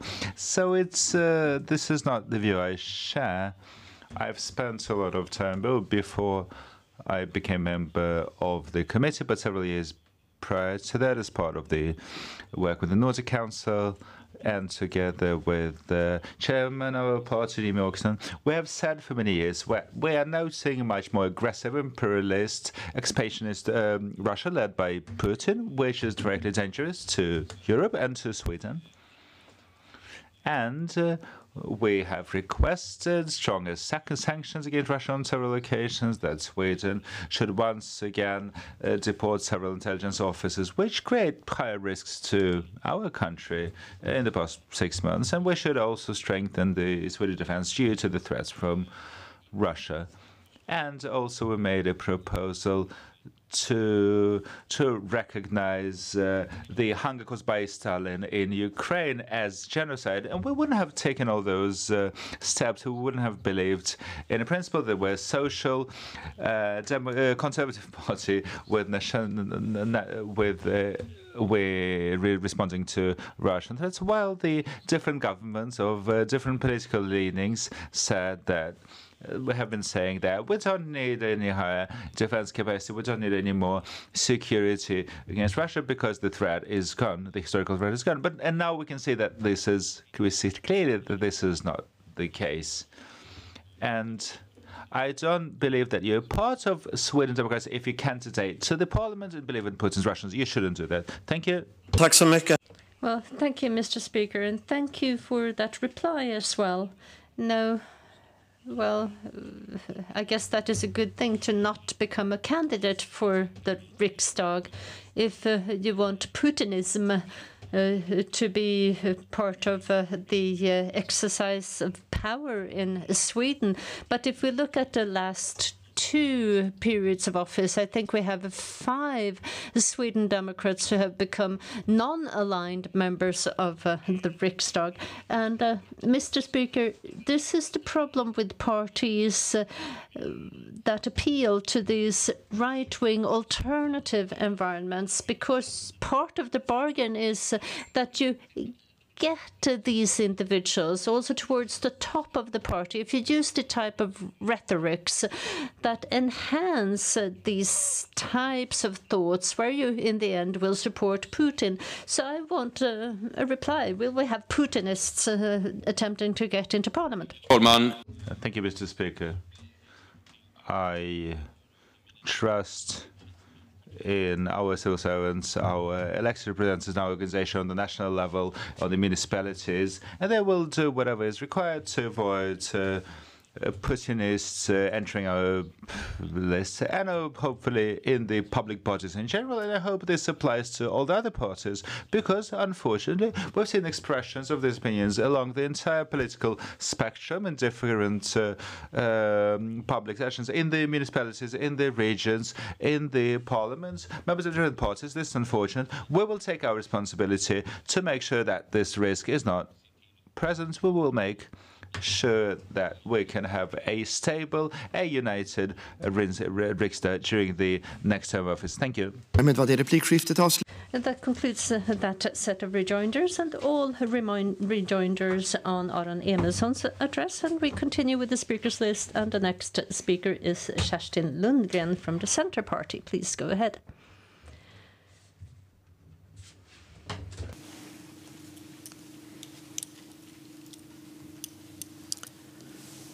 Herr talman, Mr. Speaker, on 24th of February, the European and transatlantic security policy was fundamentally changed. The Russian full-scale, unprovoked attack on Ukraine, a sovereign state in our Europe, well, this clearly showed everyone that Putin and Russia, well, this is what they're like.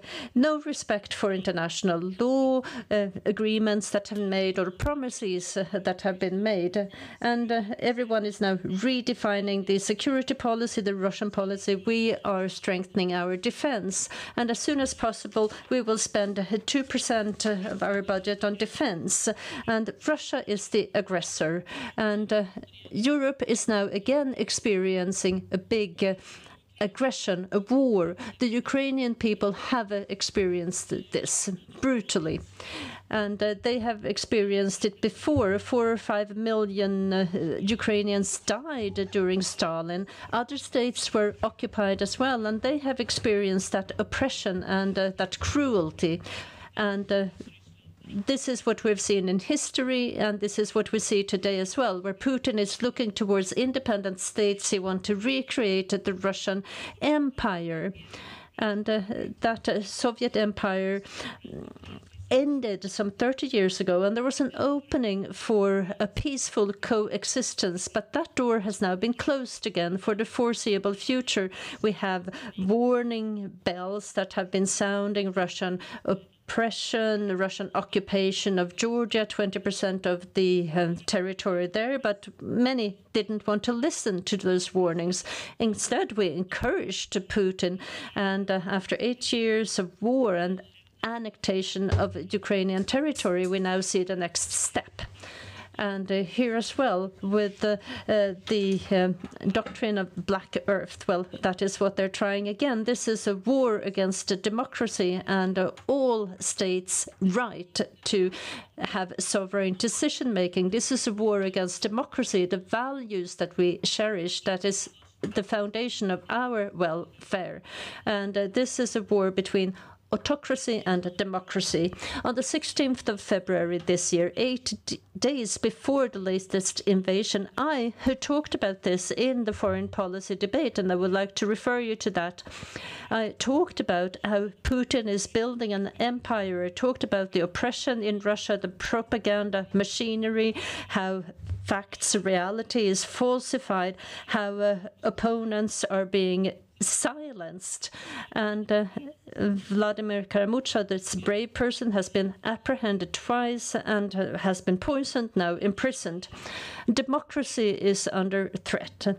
And what we see today is attempt to polarize, to fight, and to fight traditional values. And we see this threat coming from autocrats like Putin. We see conspiracy theories. We see false facts that are attempts to destroy open societies. And these are weapons that are being brutally used by Putin. He's trying to destroy Ukraine. Mr. Speaker, Ukraine has to win the war and the peace, and that for all our security. Sweden has to stand up for democracy, democratic voices in the world. We have to stand up for Ukraine, their right for self-determination, for the recognition of borders. We have to ensure that this territory cannot be conquered with military means. We have to fight together with others for democracy and human rights. The EU is our most important foreign policy arena, and we have to ensure that EU can act when our values are being threatened inside the Union and outside the Union. The EU has shown that we can agree on forceful sanctions against Russia and Belarus. Now, with the war in Ukraine, we have to broaden those sanctions. We have to look at oil, gas, and banks. And we also have to give Ukraine, Georgia, and Moldova a candidate status, not so that they will quickly become members. But we have to take this chance to support Ukraine while there is still time, and we have to show that there is a clear path towards membership. Ukraine has been fighting so hard for that chance. They are now fighting a war for that chance, and we have to ensure that Russia does not conquer Ukraine. Mr. Speaker, we have said broadly that we cannot rule out a military attack on our country or another nation in our neighborhood or in the EU. We now also, with a broad majority, have come to the conclusion that non-alignment does no longer serve Sweden. It does no longer conserve to stability and security. We have that broad majority, and we also have a popular support for this application that we've done together with Finland, where we have applied for membership of NATO. I welcome this analysis that has been made over the spring. The security policy situation that we're in now, with this situation, it's incredibly important that we take this responsibility together so that we can guide Sweden and Finland into NATO. And this is for every one of us. We are now entering into an electoral campaign, and we know that outside forces have interests, are trying to use us and our free debate to spread disinformation, to destabilize, to create mistrust. The Centre Party came to the conclusion that non-alignment did not serve us nor Northern Europe, and we came to this conclusion when we saw attacks on Georgia and then on Ukraine. In 2014, we have contributed to 2 investigations into NATO membership, and these formed the basis for the debate. Unfortunately, nothing happened back then. We also looked at the Finnish model with an open door towards the NATO, and we wanted to have that preparedness, but unfortunately that door was closed as well. And, Mr. Speaker, now, together with Finland, we have opted for that route of a membership.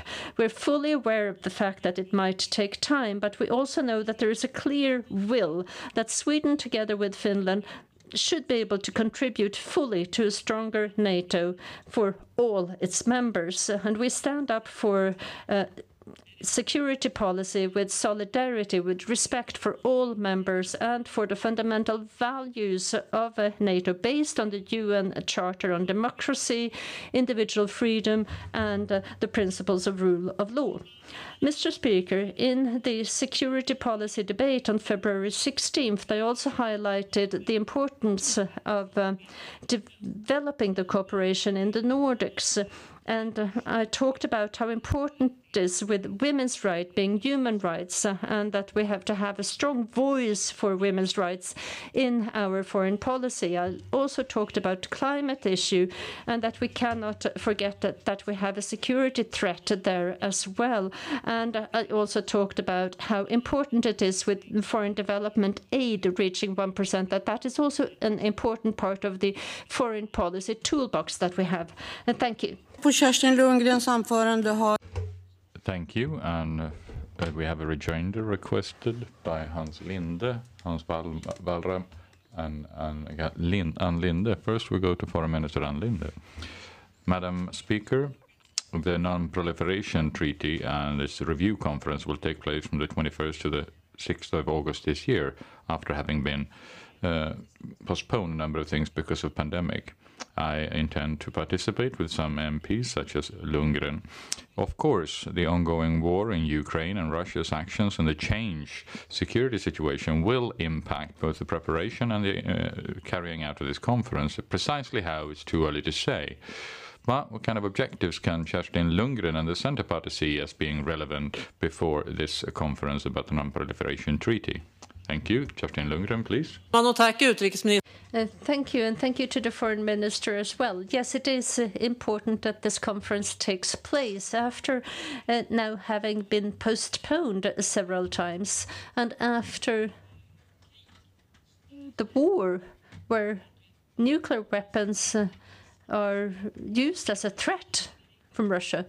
And it is important that we can now have this conference where we can highlight these issues about non-proliferation and the treaty. And we have supported the Swedish stance. We should try to see if we can find a route so that we can strengthen that non-proliferation profile.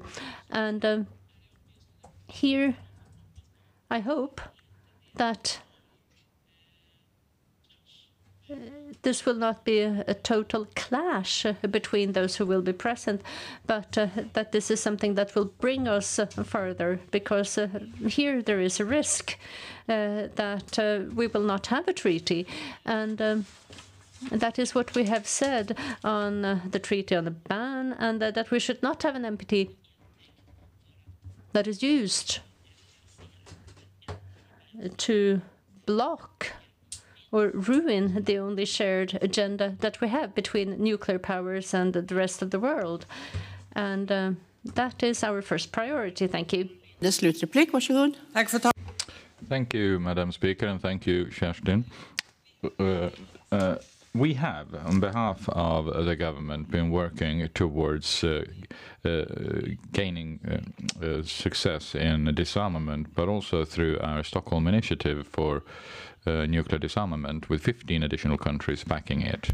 We will also be working towards engaging in efforts to promote non-proliferation and peaceful use of nuclear technology and risk reduction. In what way will the Centre Party ensure that Sweden will maintain this pressure on nuclear disarmament even after the conference of non-proliferation treaty in August? Okay, thank you. Kerstin Lundgren. Fru talman. Thank you, Madam Speaker. We do not yet know what the conclusions will be, and it is too soon to say anything about those, but it is important.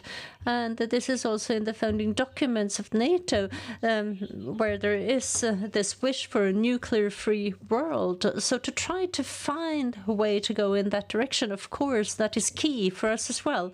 But we also have to realize what the reality is. Today we have one country that is threatening to use nuclear weapons here on our continent, and we also have North Korea that is constantly threatening with nuclear weapons, and this is of course something that has to be addressed. And there is a risk that we lower the threshold too much. We want to see if we can have a higher threshold instead. Thank you.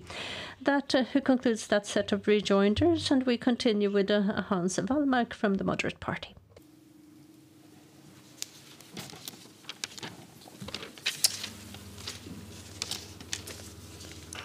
Tack för det. Thank you, Madam Speaker. I trying, which might be odd in the Swedish debating approaches, I'm trying to find positive aspects of my opponents, and there are plenty of things with Kerstin Lundgren here in that regard, just as I've stressed how we work together in favor of a NATO option, a Swedish NATO membership, and we see what is going on in eastern and central parts of Europe in similar ways. And I also think, Madam Speaker, that it was incredibly important that Kerstin mentioned the Russian politician and historian Vladimir Karamazov, one of the heroes who had the courage to stand up against the Putinist oppression. And it is so sad to see the pictures from Russia where he's walking around in slippers and prisoners' uniform. So for that reason, it is important that we use this chair to talk about David Isaak and Gui Minhai, who are Swedish political prisoners. But, Madam Speaker, now comes the next aspect. Kerstin Lundgren, you mentioned the investment in defense as part of the Centre Party policy, and that's important. In general, the Moderate Party and the Centre Party and the parties on the right have had a similar view. And Kerstin Lundgren mentioned that we should have the equivalent of 2% of GDP by 2025. There is an actual budget proposal from four parties, the Moderate Party, the Christian Democrats, the Sweden Democrats, and the Liberal Party, about 2% of GDP by 2025. We are heading towards an election now, and I'd like to know, is Kerstin Lundgren's Centre Party, Madam Speaker, are they in favor of or not that we should have invest 2% of GDP in our defense by 2025? Thank you, Kerstin Lundgren, Centre Party. Fru talman. Thank you, Madam Speaker. Well, let me be nice and kind as well. I listened to Hans Wallmark and his address, and he touched upon the fact that it's very important for us to have a new defense commission, a defense commission that is to be appointed after the elections in order to produce a new security policy analysis, but also to look at plans for how to continue to strengthen our defense. And I hope, Madam Speaker, that we will be able to have a proper foundation that way for then being able to make decisions that will actually strengthen our defense and ensure us to reach those 2% as close to 2025 as possible, because this has been something that we have seen, that we want to have a proper foundation, a proper basis before discussing that issue. And this spring, unfortunately, the Defence Commission has not been able to agree. But we have listened to what the Swedish Defence said and what has been said about 2028. But we do not think that this should be decided in a Parliament committee, but we feel that, Mr. Speaker, 2025 is a target, but we do think that it is important that the Defence Commission is given this task to produce a proper documentation. This is something that we have said. We have this year strengthened the defence, and we have said that we are to sit down and discuss in the Defence Commission. And this year we managed to strengthen the defence budget. I think that was discussed as late as yesterday. But that is what we want to do here as well. It shouldn't be decided in a committee like the Committee on the Finance. That is not the way to go with this type of issues when it comes to strengthening efforts in a sustainable way. Hans Wallmark. Thank you, Madam Speaker. Just as Kerstin Lundgren points out here, 8 parties made the effort to contribute more funding to Swedish defence here and now, 2022, the 2 billion to the military and 800 million to civilian defence. The problem with that is that the lead times are quite extensive. So if we go in 23 or 24 and say that we will have the equivalent of 2% by GDP by 2025, it'll be very difficult to realize that, I'd say impossible. So if you want to move towards 2% by 2025 in defense investment, we have to make that decision fairly soon. And I would just like to go back to this matter. When you're in a live situation, choosing a better decision, 2% for the defense by 2025 or not, Is it the opinion of the Green Party that you will vote no? And if so, what is it that you're trying to get a mandate for in the Swedish election on the 11th of September? Thank you. Kerstin Lundgren, Centre Party, final rejoinder. Fru talman. Thank you, Mr. Speaker. 2% in 2012, or as soon as possible afterwards. The documents will be presented by the defense in this autumn, and based on these materials, want to make sure that as soon as possible we reach to the level of 2%. We will no doubt during this year together we have granted the extent of allocations. It's not just the 2.8 billion in the budget, but also 34.9 billion in the allocation framework, and this is a significant improvement which we have given together in the Defence Commission, and I hope that in the Defence Commission this autumn we will ensure that we will get the information which would enable us to make a political decision, and based on the reports in order to achieve 2%. Thank you. This concludes the rejoinders, and I pass the floor to Annika Hirvonen, the Green Party. Fru talman. Madam Speaker, I was happy to hear that Kerstin Lundgren ended her presentation by stressing the importance of foreign development aid, where Sweden really is a world leader in favor of peace, security and democracy. The Centre Party, said Kerstin Lundgren, stands by the 1% target. In the Green Party, we want to take it even further because we see that it is needed. There's more interventions required in the world for peace, to build democracy. We see that climate change and conflicts in its wake has pushed even more people to flee, and they need humanitarian aid. And right now we see the Russian invasion of Ukraine in breach of international law result in even more people suffering from starvation.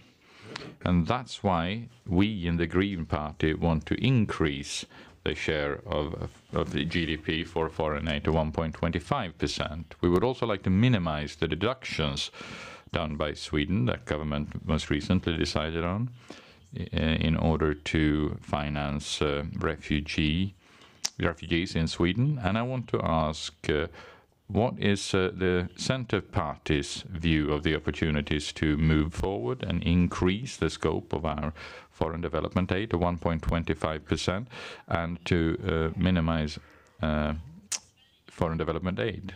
The Green Party's view is that Sweden, as a very wealthy nation, where our economy has been very, very strong, should contribute more to peace and security around the world, and also to alleviate poverty among those who are currently suffering terribly. Thank you, Kerstin Lundgren, Centre Party. Thank you, Madam Speaker. This is the second time I hear MP here when she said minimize the aid, but I think what she's saying is to minimize the deductions from the foreign aid. And in that respect, we in the Foreign Committee, we've had a joint opinion of the importance not to, so to speak, maximize the deductions from the foreign aid, but that the deductions should be minimized. But at the same time, and this is clear, the Centre Party's position is that it is correct to use foreign aid used for the reception of refugees according to the applicable rules. And this is something which Sweden and other countries should be able to do. When it comes to the question of granting more resources for foreign aid, we are supporting the 1% level, and that's important. But it is also extremely important that Sweden ensures that the foreign aid is used efficiently and not used to finance oppressive regimes or backsliding of the democracy, that the foreign aid should add value to Swedish foreign policy, Swedish security policy. Naturally, it's the case that we support the global goals and we take our share of responsibility, but we have to make sure that the countries themselves have to take their own responsibility to change the condition. Please not borrow money from China to escape the requirements. Then we shouldn't be there. And our foreign aid should be based on requirements that should make a difference. And more money is not a solution. Thank you, Annika Hirvonen. Yes, Madam Speaker. Thank you, Kerstin Lundgren, for that correct, friendly interpretation of my when I misspoke. Of course, we want to minimize deductions from foreign development aid. And it's interesting now that we've heard exchange here about the share of GDP for various purposes and the importance of using this money effectively. Certain parties would really like to reduce foreign development aid using the excuse that it would not be effective to help poor people around the world by development aid, but they would love to increase the defense budget irrespective of whether that has been done effectively or not. But I do understand, Kerstin Lundgren, as I understand it, you back the government's deductions as a consequence of the reception of refugees, even though Sweden could afford not to use the financing of refugees and weigh that against development aid. Thank you, Madam Speaker, who made a joint statement. This is not part of the budget. This is part of the government's decisions, and we have criticized this together, that they are making the deductions at the level as decided by the governments, even after this adjustment which has been made. But still, Madam Speaker, I have to say freedom from oppression, possibility for people to get out of poverty. This is really important for the purpose of foreign aid. It's not the help to poor people per se, but this is to create a condition for people to get out of poverty and oppression. This must be the purpose of foreign aid.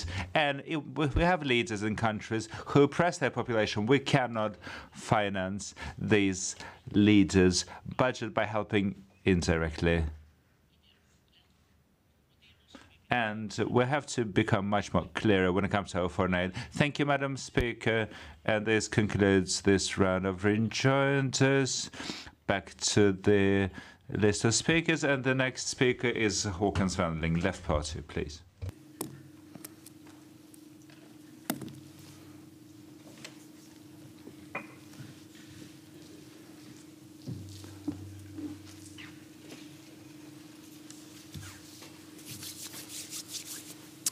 Fru talman. Madam Speaker, diplomatic corps, dear public. This foreign policy debate is taking place in light of the Russians' unjustifiable war against Ukraine, but also the Swedish government's application for a Swedish NATO membership. The Russian invasion of Ukraine is unprovoked, illegal and indefensible. The attack is a violation of Ukraine's territorial integrity and sovereignty and entails massive human suffering for the Ukrainian people. An attack on Europe's peace and the current security order that we will never tolerate. The human suffering is enormous and war crimes have been perpetrated. We will always see the images from Bucha, and the place will be added to a far longer list of genocide of civilians. The responsible must be sentenced. There can be no impunity.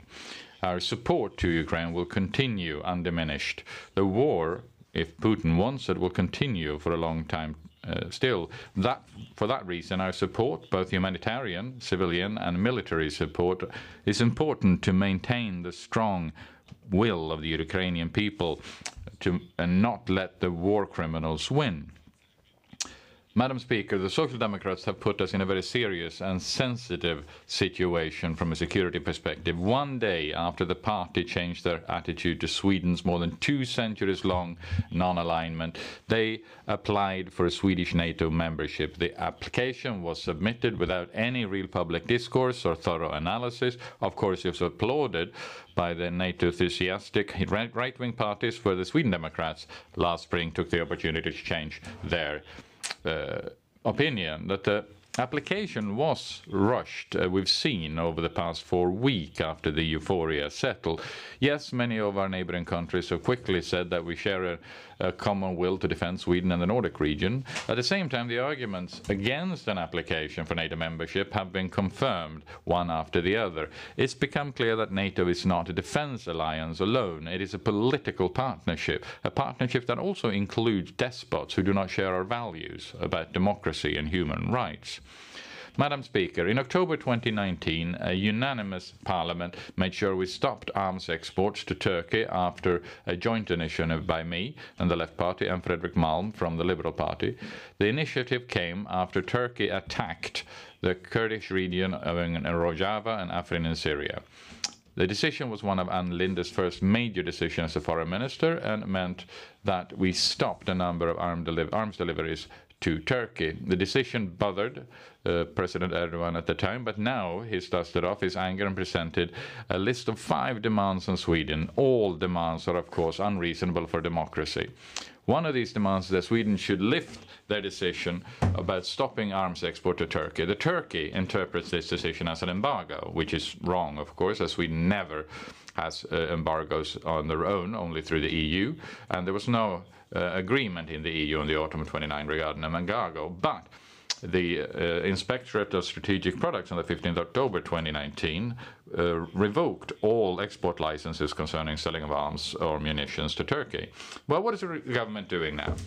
Well, the ISP sent out a press release last week about a so-called clarification where they concluded that Sweden does not have an embargo, but they also wrote that we're still trying it on a case-by-case basis, each application that is submitted to the authority.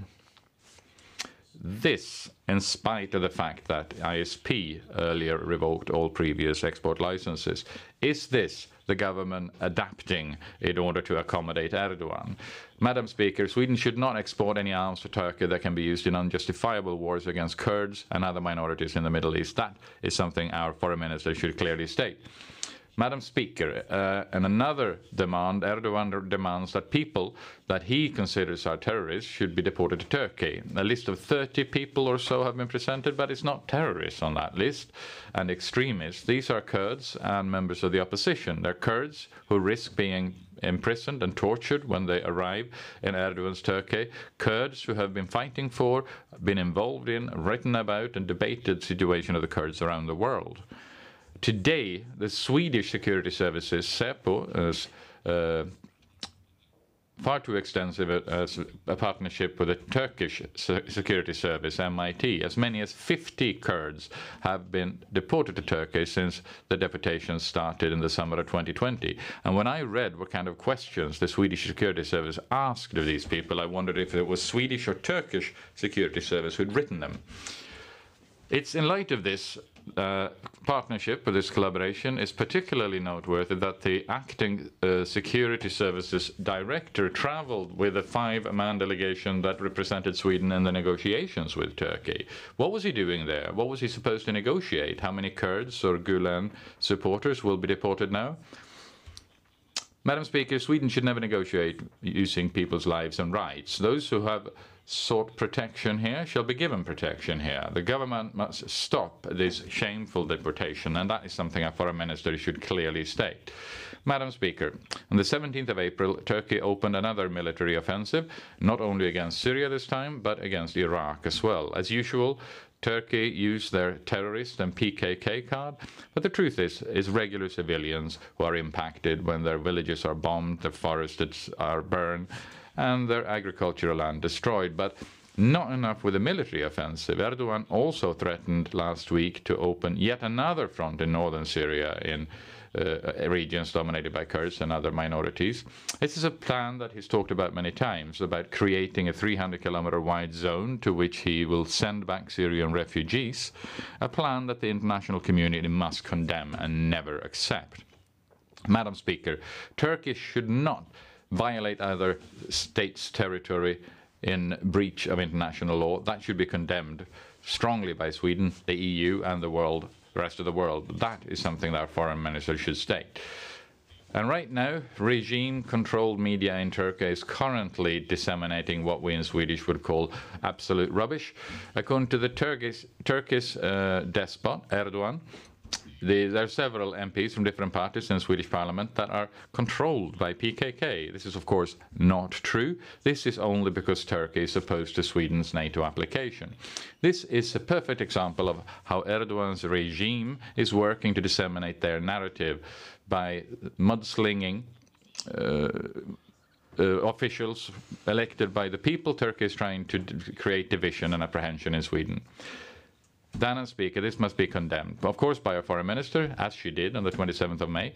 After that statement, however, several more Swedish politicians have been added to that list, so you must reiterate that statement. Madam Speaker, during Erdogan's regime, the limitations of democratic freedom and rights has been enormous. More than 5,000 political prisoners, and now they're threatening the opposition party HDP, sister party, the Left Party and Social Democrats here, which is threatened by dissolution and throwing the entire leadership into prison. In the security policy analysis, there was not one single word about Turkey, only in the special opinion by the Left Party. This has turned out to be a severe misjudgment, and that will have serious consequences for Sweden's security. That is what the Left Party have said all along, that Erdogan is running Swedish security policy, and we cannot accept it. Thank you. We have Wallmark, Moderaterna, Ann Linde, Kerstin Lundgren, Center Party, and Michael Oskarsson, Christian Democrat, and Fredrik Malm, Liberals, have all asked for a rejoinder. First, Ann Linde, Foreign Minister. Tack. Thank you, Madam Speaker. The government from the left populist movement MAS has moved Bolivia in a much more authoritarian direction, something we started during Evo Morales. The democratic institutions have been weakened and the respect of the rule of law is lower. The influence of the executive branch of power is much stronger. The persecution of the limitations of the rights of women, LGBTQ, the press freedom has decreased. The trade unions representatives are oppressed. It's very upsetting. We can see that the new president, Luis Arce, continues to move his country's population in a non-democratic direction. Why cannot the Left Party admit that Bolivia under MAS is moving in an unacceptable and undemocratic direction, which affects women, trade union representatives, and LGBT people? Thank you. Jonas Svenning, Left Party, please. Tack, fru talman. Thank you, Madam Speaker. I will begin by being quite honest to the Foreign Minister by saying that this spring I haven't had time to really keep track of developments in Bolivia. There's been so many other things on the foreign policy agenda that took my time. And in Latin America, we see a huge left-wing wave across the continent, where we see a number of leaders who have removed the ban on abortion in Argentina. There's been some positive developments in some other countries as well. But I think it's important that we support this positive development of the development in Latin America. There are a number of left-leaning leaders who are going in the opposite direction, not at all towards democracy. And without having monitored Bolivia in detail, I'm naturally concerned about what the Foreign Minister is describing. Sweden has an embassy in place in La Paz, and I hope that the Foreign Minister in her instructions to the embassy staff clearly describe Sweden's position, and that it is what our Foreign Minister is describing here, that they will stand up for democracy and human rights. What characterizes Bolivia, according to me, is that they saw this coup d'etat that unseated Morales and MAS, and when MAS managed to get the people's support to regain power, it was some sort of a revenge policy for what had been. And in light of that, it's reasonable to, of course, hold people responsible for the political decisions. But of course, it shouldn't be taken so far that they limit democratic freedoms and rights. And that is something that we have to work together towards strengthening these trends in Bolivia and all of Latin America. And for Minister Ann Linde, final rejoinder, please. Thank you, Madam Speaker. Since Håkan Svenning had other things to do, let me inform the MP that Bolivia, together with Venezuela, Nicaragua, and Cuba, have refrained from criticizing Russia's war in Ukraine in the United Nations. It's quite difficult for the left party to understand that social rights and political rights have to travel hand in hand, and the limitation of human rights and freedom should not be allowed. Evo Morales, for a long time, has been closely aligned with Putin, and Morales has stated Russian information on his Twitter account on several occasions by claiming that Russia is the one which is protecting its continuity as a sovereign country, that the expansion of NATO is the cause of the war, and the sanctions should be to stop weapons deliveries to Ukraine. Despite all of that, the left party continues with the position, but I believe that what Håkan Svenning says now means that we will want to continue with this. Thank you. The foreign minister who talked about the four other countries, and then of course we have those four countries where you feel that they're going in the wrong direction when it comes to democracy and human rights. And for a long time, we have seen that things are headed in the wrong direction. However, we have other left leaders in Peru, Chile, Argentina, Mexico to a certain extent, where things are headed in the correct direction. There are a few other countries as well, and I hope that Sweden and the foreign minister will work with developing democracy in these countries. And I noted that the foreign minister did talk about the foreign policy, Mexico, for example. And this is the best thing we can do, to work for democracy and human rights together with those in Latin America who are headed in that direction, and then try to oppose those who are not. That concludes that set of rejoinders, and we continue with Hans Wallmark from the Moderate Party.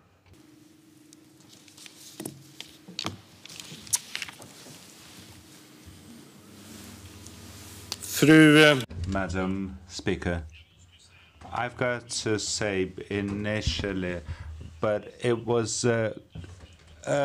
correctly said by the foreign minister when they mentioned this quarter of shame, Bolivia, Nicaragua, Venezuela, when she mentioned this to the Speaker of the Left Party. But this is not my question.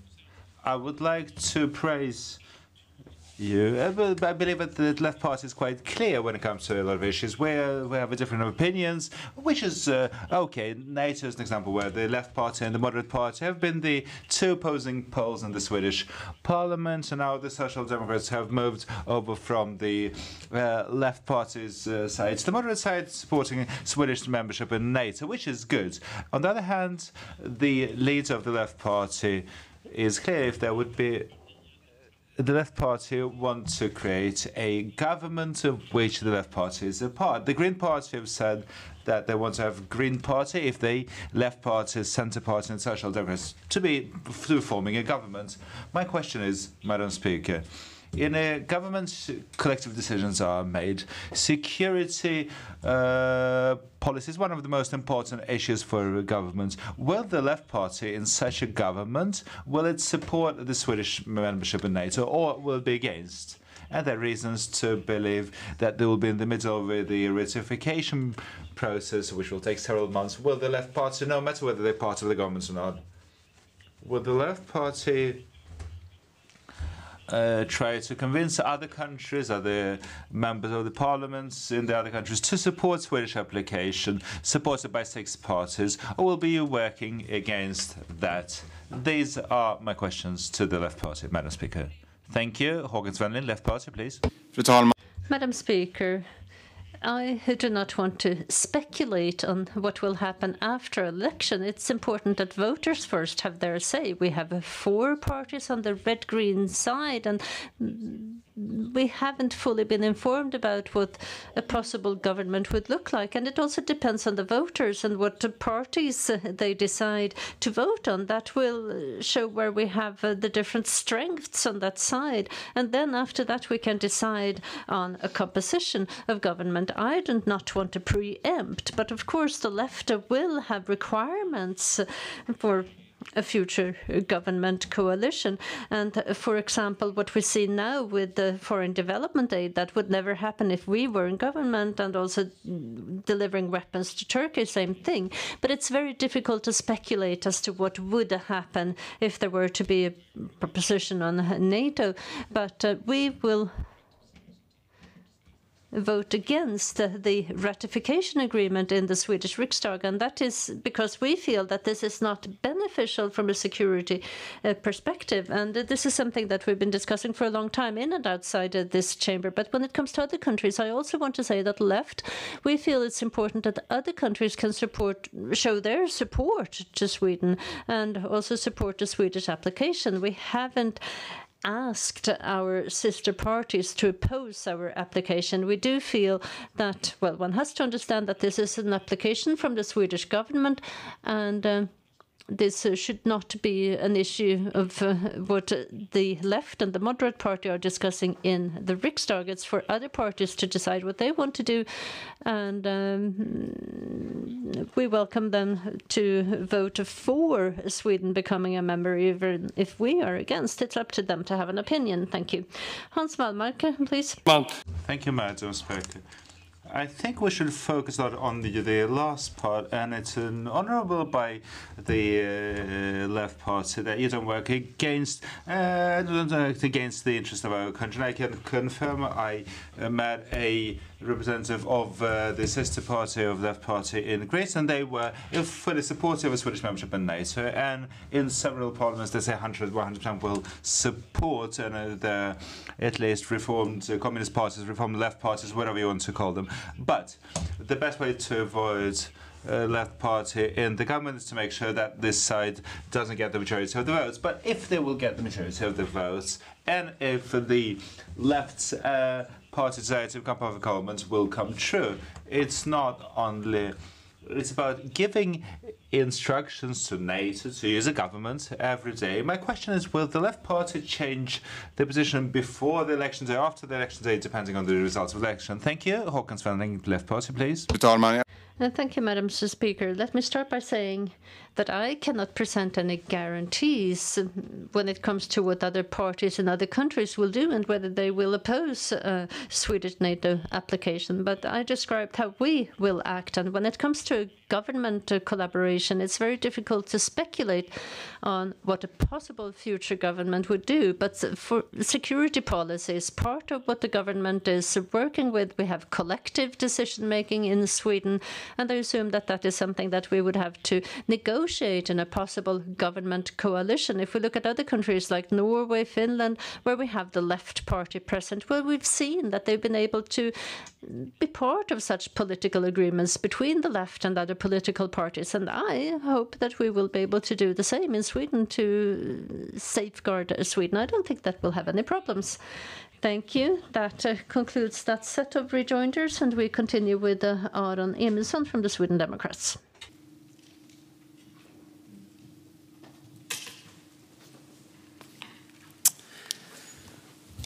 Fru talman.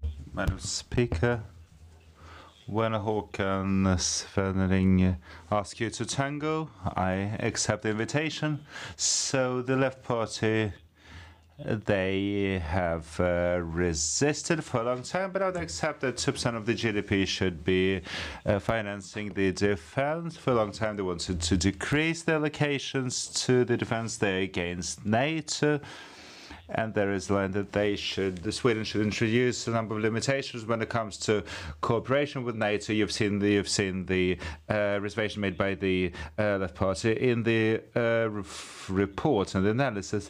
It's quite difficult to see how the government in a credible way could cooperate with the Left Party, and how the Left Party could cooperate with the government, which consisting of Social Democrats, specifically if or when rather Sweden becomes a member of NATO. The Left Party initially voted against the export of arms to Ukraine. They changed their mind later, and chapeau for that. But the big, as the previous speaker said, it's about Swedish security policy. Swedish security policy, the core of the activities of a sovereign state. This is part of this core activity of a state. So the question is, what will be the main positions of the Left Party when it comes to security in the government with Social Democrats? Thank you. Fru talman. Thank you, Madam Speaker. When it comes to the defense budget, I think that this will be one of the easiest areas where we will be able to agree with government, as opposed to what you're saying. We haven't suggested from the left that we spend less money on the defense. Sometimes we have suggested that we go slower, but we're now talking about less to 10 years. And between 2014 and 18, we have also had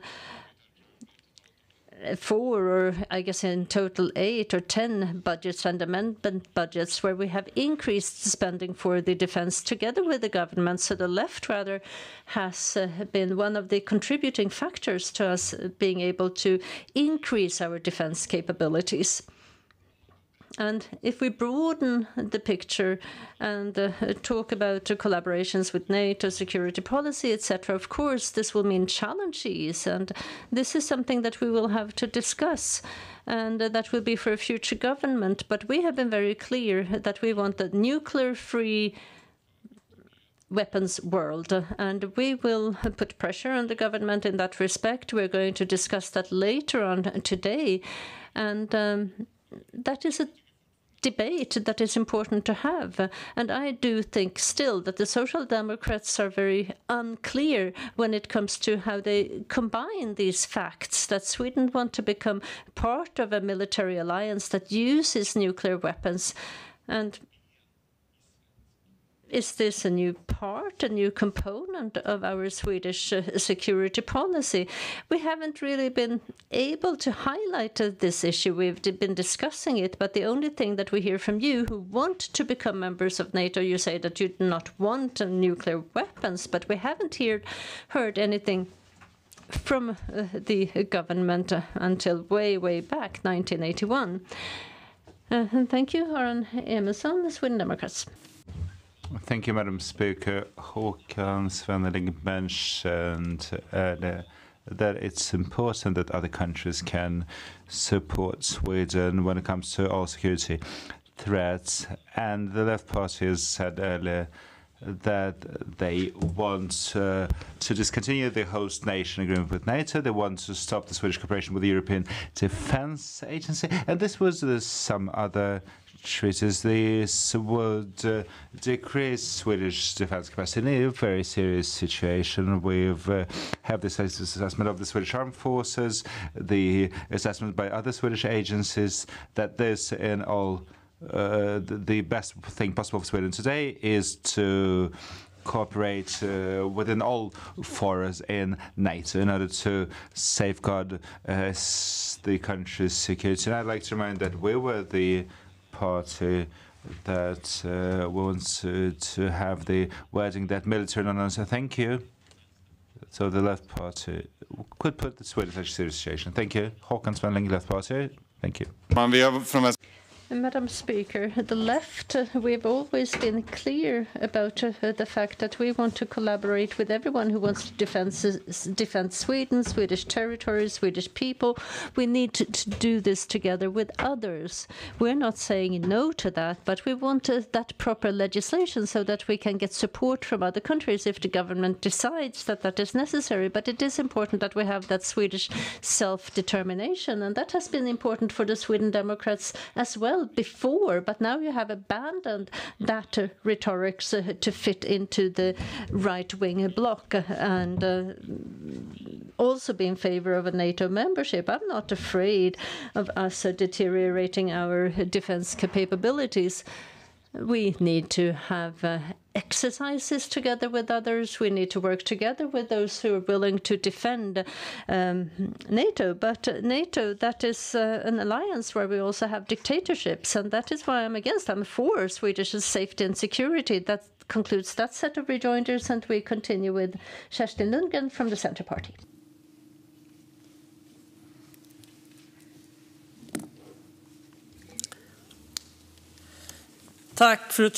Thank you, Madam Speaker.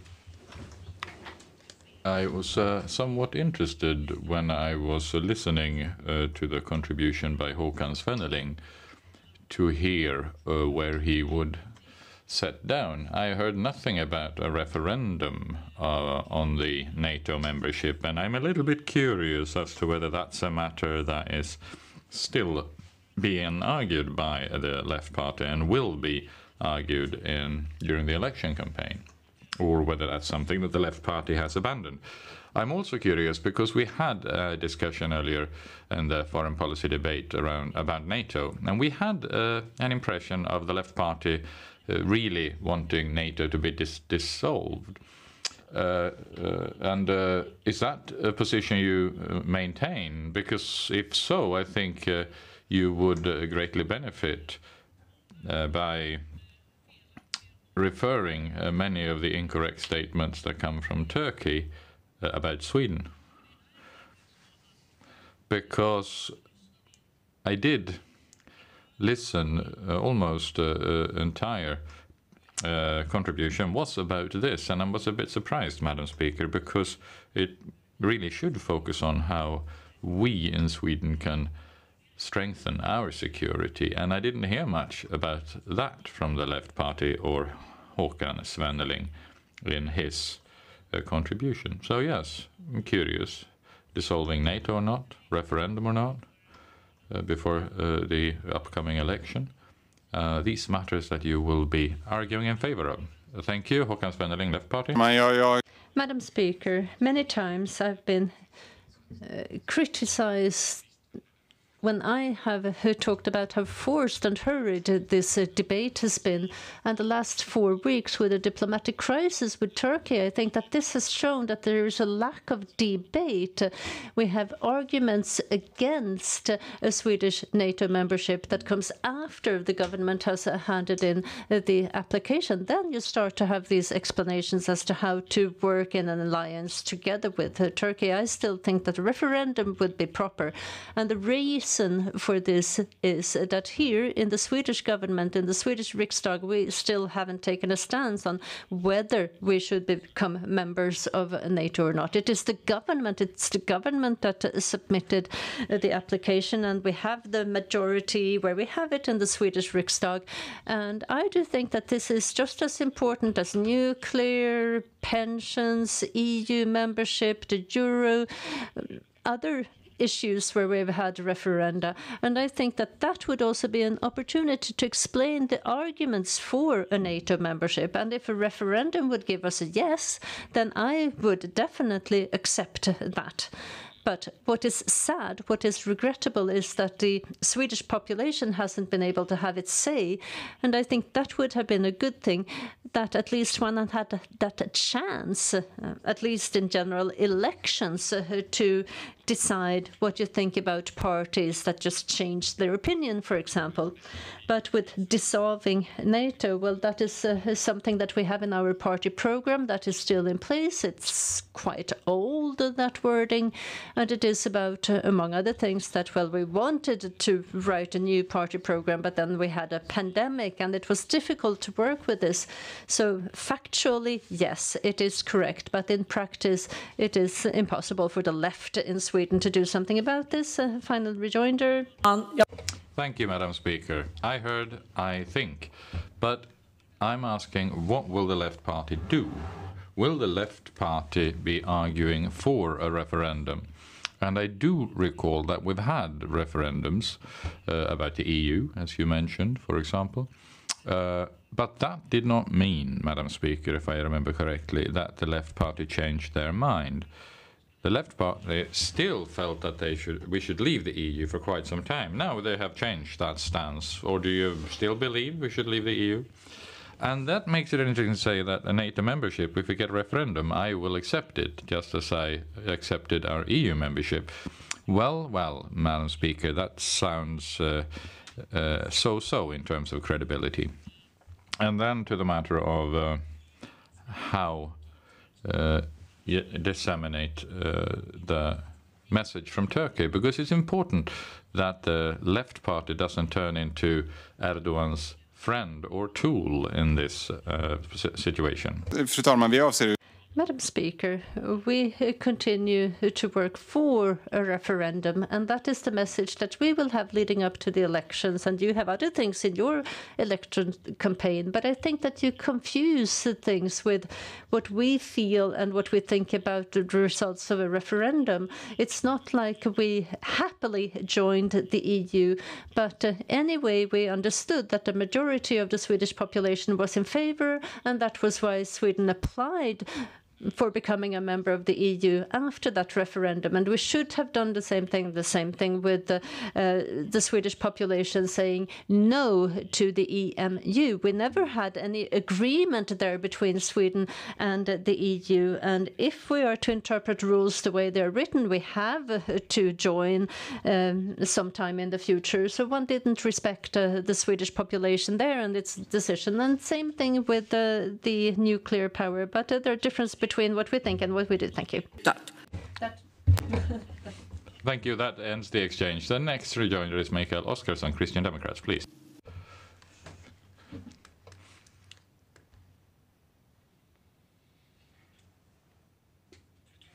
Madam Speaker, the left party maintaining their no to NATO has not eluded anyone. And my honest question of Håkan Svenneling is, what's the alternative? The security policy assessment that you and I were part of conducting was only one body that came to important conclusions. Number one, bilateral defense agreements are insufficient. 2, Sweden needs treaty-bound defense guarantees. And 3, only NATO can provide those. And even if it is difficult to accept facts, namely that Sweden is vulnerable to a Russian attack if we're not members of NATO, I do hope that both of us can agree that the Baltic states need the protection of NATO. At the core of this matter, it is about survival. A Swedish NATO membership will considerably strengthen the security in the Baltic states, and it will provide material help from the West if Russia were to consider an attack.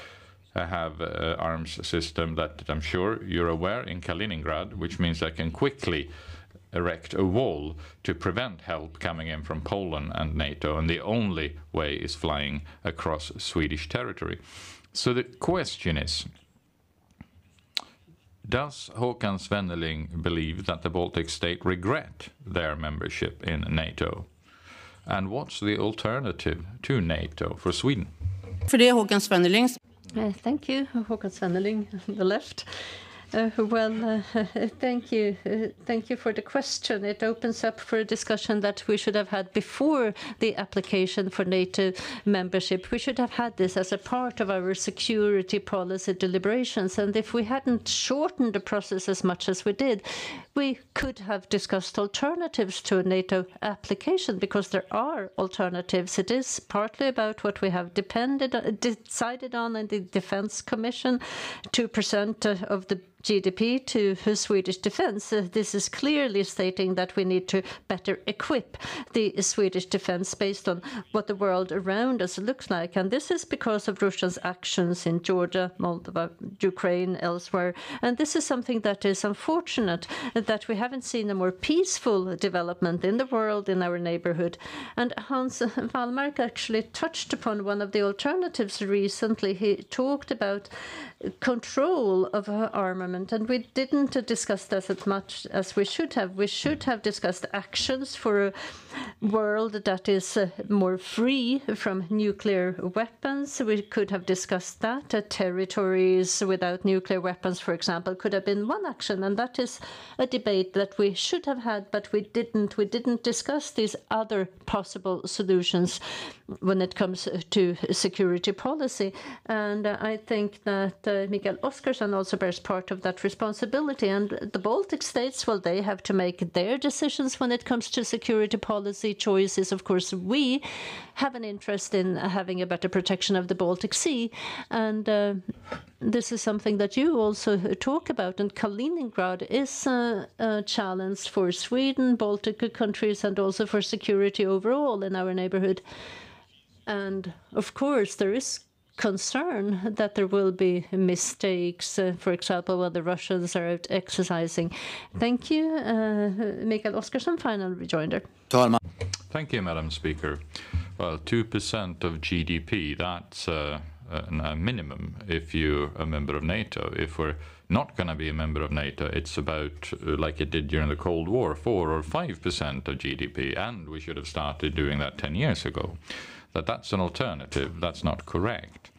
And, of course, as long as Sweden is outside of NATO, we contribute to creating a security vacuum in the Baltic region. And the only ones benefiting from such uncertainty is Russia. And I think all of us in this chamber know that in the Baltic states, they definitely do not regret that membership. They're grateful for taking that step in 2004. Otherwise, there would have been a little snack for Russia to swallow. And that is also why they've been so eager to have Sweden join, because that will reduce the risk of an attack on their countries and our countries. And that's why it's so important that we're now taking that leap. Thank you. Håkan Svenneling, Left Party, final rounder. Madam Speaker, Mikael Oscarsson might bear the Swedish flag on his coat, but I do think that we need to think about Swedish security. And now we're in a discussion that is being broadened in a way that is not natural for a Swedish politician. I do think that it's important that we look at a Swedish reality, and I'm convinced that we can build Swedish security together with others, and that is why it's important to collaborate with others who are willing to defend the Swedish territory, the Nordics, the Baltics, and yes, we should be there to support our Baltic friends. But I'm not convinced that NATO membership, that will not rather increase risks with more tension, more armament, and worst case that Putin will act as he's done elsewhere. And that is why I'm against the NATO membership, and I'm proud. I do think that we can do much, much more to increase our security, and we could look at other routes. Thank you. Thank you. That concludes that set of rejoinders, and we continue with Fredrik Malm from the Liberal Party.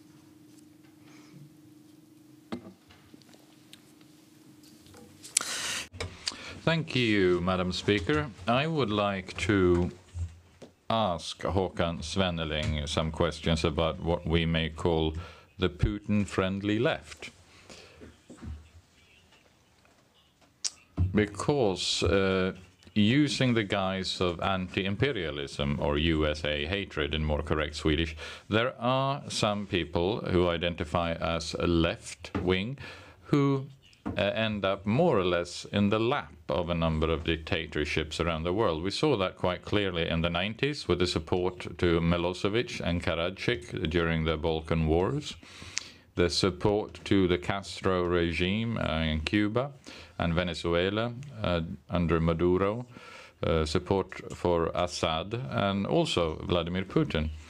And as early as in 2014, you could see how conspiracy theories that are at the Maidan demonstrations where they're talking about coup d'etat, how that caught hold in parts of the West. Not with Håkan Svenneling, I want to be clear about that. He's an excellent Democrat in my view.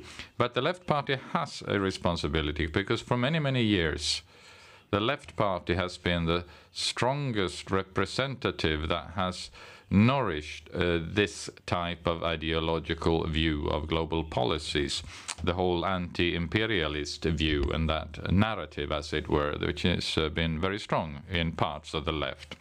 And this lingers still. We see support in parts of the left for Putin's actions in Ukraine, and actually even former MPs for the Left Party who support it in various ways on social media. And those are walking security risks, I would say, some of these people. The Left Party must act to settle this long tradition and stop this long tradition of obsequiousness to dictatorships. Can you tell me how? Thank you. Thank you, Håkan Svenning. Madam Speaker, thank you, Fredrik Malm, for this important question, which I believe is an important question to discuss. As Mr. Malm says, there is, and there is still the enemy of my enemy has to be my friend, this idea, and this is where the logic fails when it comes to the conclusions, which the examples of which you are given. When some people do this, when they believe that there is USA imperialism, etc. And it's really the case. We're in a situation where we have made a lot of decisions. We have a debate here, slightly polarized, but we are unanimous in terms of a lot of questions when it comes to Swedish foreign policy, and therefore it was important for me that during the security policy negotiations is that to be clear that we share the same analysis of Russia, Russians action, we support Ukraine clearly, and there is a big unity in this. It's important to manifest that over and over again. And I'm slightly concerned because there's some attacks from the right against us, the left party against the other parties, that we are not genuine, for example, when it comes to our support for Ukraine. And I believe that this types of split is extremely dangerous during the election year when you attack other parties' support, because I believe that all the 349 MPs, or at least 348, support Ukraine and people of Ukraine. We do it unanimously. There might be minor differences, but basically this is the situation at hand. So these people in the left movements, they act in such a manner when they claim that they are in favor of peace, but which means that in practice they support the Russian narrative. And this is a challenge to us. They use often our name to whitewash themselves, to get access to our money resources, to carry out their manifestations. We are fighting, we are struggling, and sometimes it's one step forward, or sometimes it's steps we step away from organizations with whom we don't want to cooperate. Thank you, Fredrik Malm. Thank you, Madam Speaker, and thank you for the answer, Håkan Svenneling, and the humility that he demonstrates in face of this problem. However, it must be said, Madam Speaker, that the Left Party has somewhat exposed themselves for these types of attacks, partly because of a long tradition of some problems, seeing the difference between democracies and dictatorships, but also in their decision, for example, the initial decision at least, to not to provide arms to Ukraine. And on the 1st of March, there was a vote on the European Parliament that condemned Russia, and a Left Party member chose to abstain from voting. Only 20 or 30 members did so. The rest of them, over 600, supported the condemnation of Russia. There's also People's High School in the Left Party that collaborate with the Cuban regime. So there are things left to do. So Håkan Svenning can maybe elaborate a bit how to tackle these anti-democratic tendencies. Ja, fru talman. Madam Speaker, when it comes to vote in the European Parliament, they were voting in the resolution that it was welcome that Sweden would join NATO. It was quite difficult for the Left Party to sign for that, and this is why we refrain from that. But we have supported the Ukrainian people when it comes to the vote in the Swedish Parliament regarding the first support of arms to Ukraine. I believe it was very, the process was very forced, and the Parliament, I haven't seen anything similar during my 8 years in MP, where there's an initiative from five members of the Financial Committee, and the decision made after 22 hours. And in the time, we didn't have time to have the necessary conversations in the left party. We didn't have time to discuss what would have been the best solution. It was slightly too fast. There was, after a couple of days, we found made the right conclusions, and we have supported all the further military support to Ukraine, and we will do this. Thank you. This concludes this round of reinsurances. Back to the list of speakers, and now it's Mikael Oskarsson, Christian Democrats, please.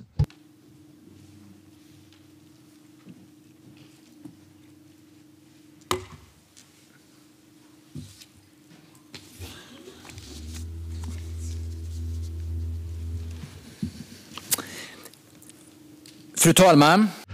Madam Speaker, Foreign Minister, members, and those of you on the balcony, and those of you following this discussion at home.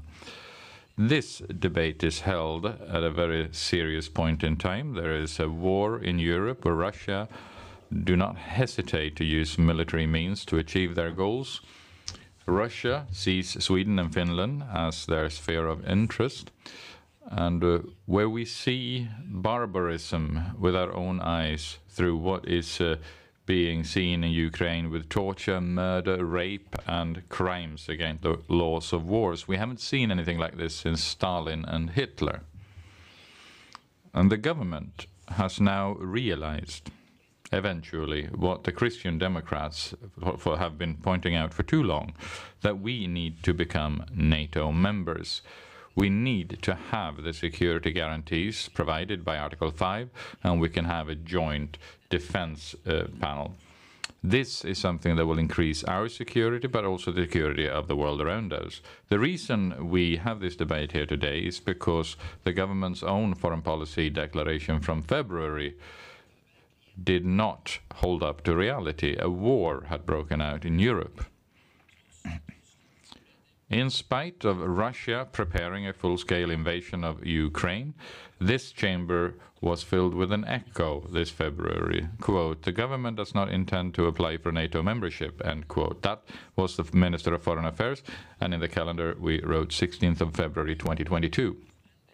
After that, we all know what happened, and even though there is a lot to say about the path there, I'd like to take this opportunity to thank the Foreign Minister for the historic decision that the government took on the 16th of May, that Sweden, jointly with Finland, will apply for membership of NATO. For the Christian Democrat, it is crystal clear. Our foreign policy approach has not changed since February. It remains the same. A value-based foreign policy that promotes freedom, democracy, and human rights. And for that very reason, it is important that the Swedish support to Ukraine will continue and will be expanded. And for that reason, we have to do everything in our power to oppose the Russian neo-imperialism. The Ukrainian people need, or they still show, very strong will to defend themselves, but we're running out of time. Even if the Russian troops have, to say the least,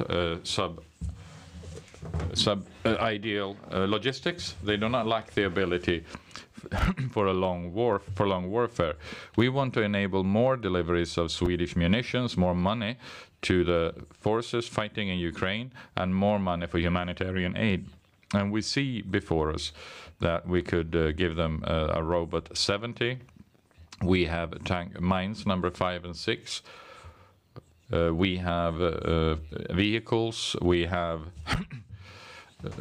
recoilless rifle, a couple of thousand that the territorial army does not need anymore, and that they could find great use for them in Ukraine. If there is at any time we should act, it must be now. At the end of the day, it's about limiting Russia's ability for renewed aggression.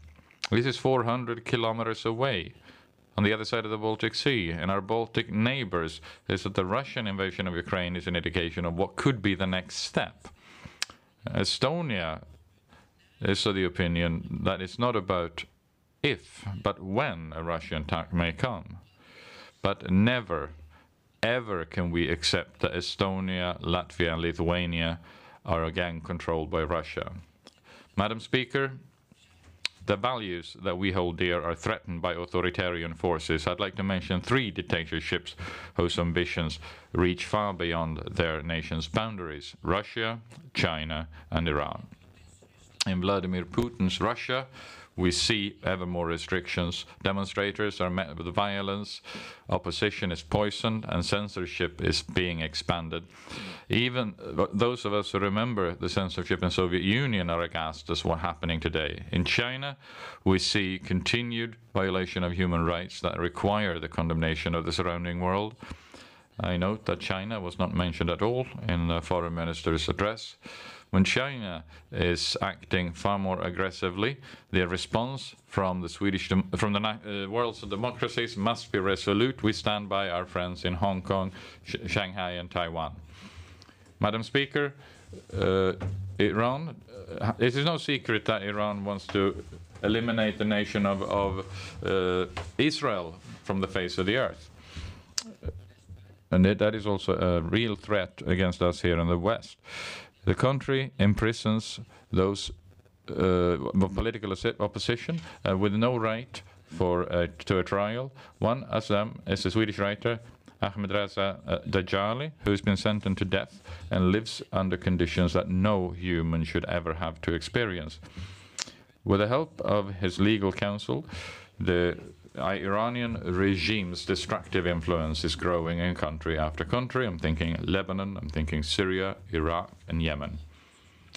The agreement that was intended to stop that they developed nuclear arms has enabled millions of dollars being added to their war industry.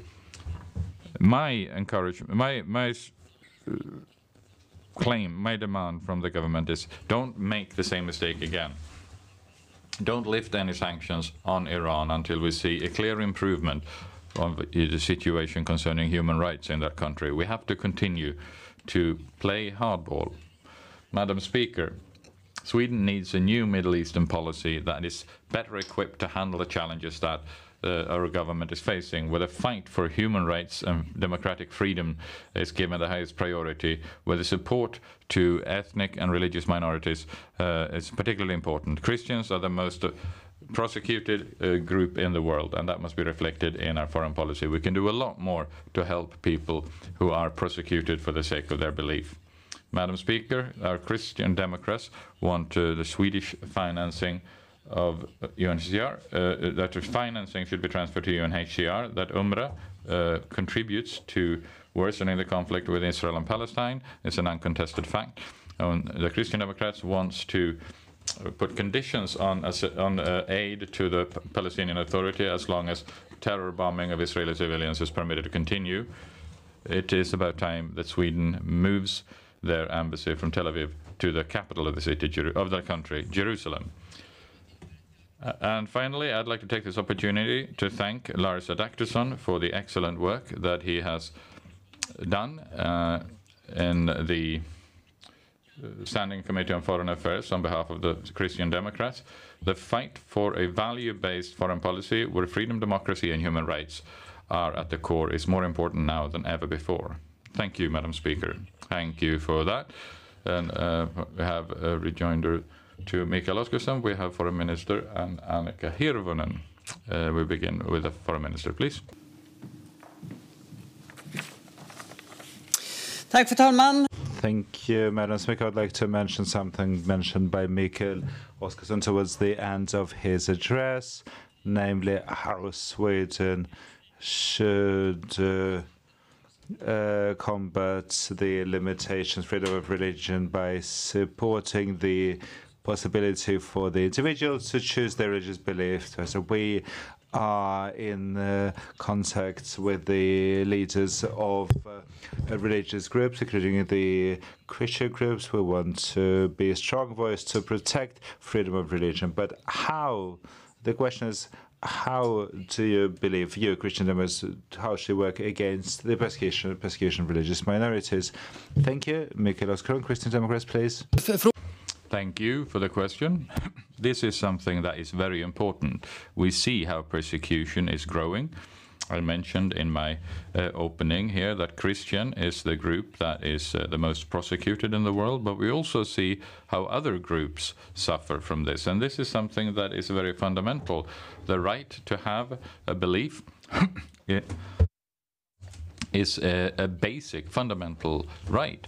And what I see before me is that the government will prioritize this more in the work by the foreign minister in the EU and in various forums, that we highlight that this is something that concerns us. We see, for example, how Great Britain initiated an inquiry into religious persecution and concluded that Christians are the most persecuted group, and where they in different ways can highlight this internally, domestically, but in any other way you're able to put pressure on the regimes that do the opposite. We see, unfortunately, that development is going in the wrong direction. Persecution is increasing in Iran, in North Korea, but also in many other countries. So this is a trend that requires our involvement, and we need to use the means we have available to fight for religious freedom. Thank you. Foreign Minister Ann Linde, please, final rejoinder.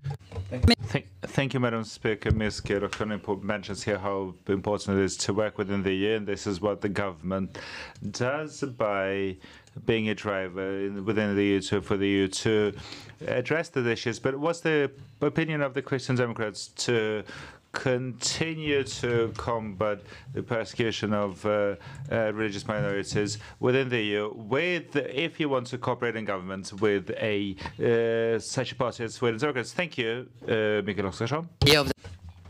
I am of the simple opinion that it's obvious here in Parliament that we can cancel Parliament and democracy if we don't talk to one another. For us, it was obvious to have the position that all parties in Parliament we should be talking to in order to achieve our goals, to get anywhere.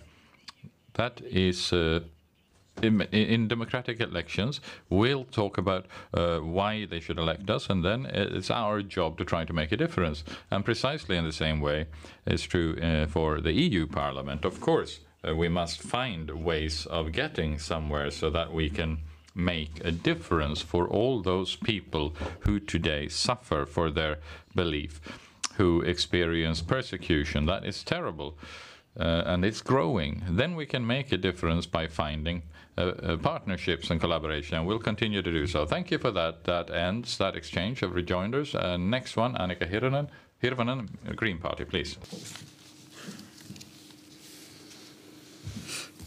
Fru talman. Madam Speaker. Recently I visited Poland, where I met with Jana and her son, Gustav, who was 5 months old. Jana told me that when she met with her doctor, with her midwife in Gdansk, which is a very liberal town, she trusted what they said when they said that her child was, or the child was healthy. But this is not the situation everywhere now. In some parts of Poland, she has heard testimonies about women who's heard that everything is fine, and then they would give birth to a child who was so ill that the child would die. And this is a fear which is a result of limitations of the right to abortion in Poland, where not even embryos which are seriously damaged or seriously that they won't survive, they can be aborted. This is the reality which is faced by the Ukrainian women, which have been raped by Russian soldiers, and then they escape to Poland, and they find out that they're pregnant in Ukraine. the search for contraceptives is something which is typical of the day-to-day life for women. The fear of getting raped, having to give birth to a child, this is horrible. Ms. Killarson, you concluded your address praising Lars Jackson, who voted on 20 occasions against the women's rights for abortion in Europe in the European Parliament. How is it possible that the Christian Democrats cannot say no to all of this with the force? Thank you. Thank you, Madam Speaker. And it is terrible, the war that is ongoing in Ukraine, where they use sexual violence. We've seen that in many places. It's terrible. The worst thing you can imagine is to use sexual violence as part of your warfare, and in that way destroy people's lives in so many ways. That is awful. The Christian Democrats stand by the rights for women and children. We haven't done that throughout.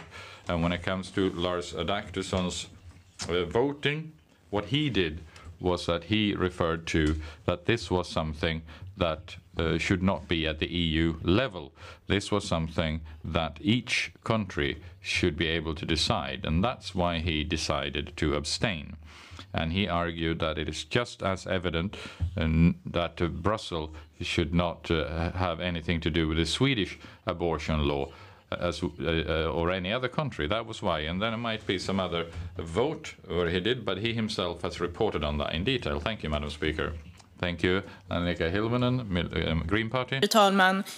Madam Speaker, it has been explained in detail what it was wrong to declare that raped children wouldn't be allowed to make an abortion. Why was it wrong to take a stand against it? I believe that every decent politician must support women's right to decide over their own bodies.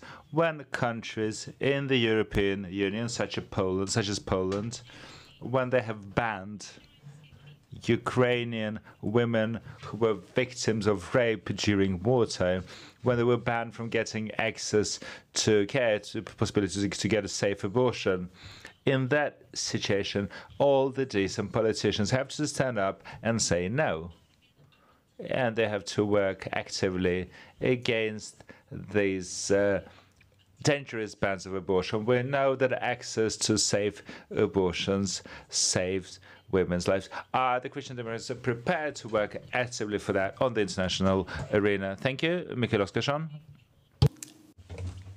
Yes, Madam Speaker, as I said, Christian Democrat will stand for women's and children's rights. We've been very clear about that. We don't want to change the Swedish abortion law.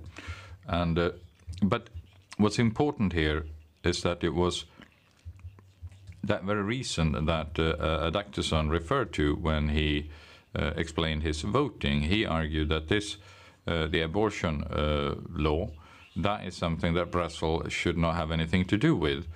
Regarding Sweden, for example, we should decide that locally. He had a very clear line of reasoning that he shared with most representatives from Christian Democratic parties in EPP. So, and Lars has been very clear precisely about how he thought about it and his actions.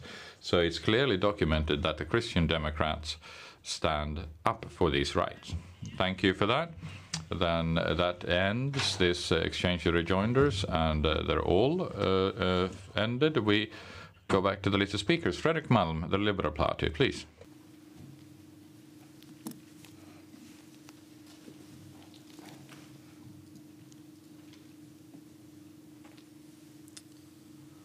Tack så mycket. Thank you, Madam Speaker. It's difficult to comprehend what's happening today in Ukraine and in Europe. Now it's been more than 100 days since the Russian invasion started against Ukraine.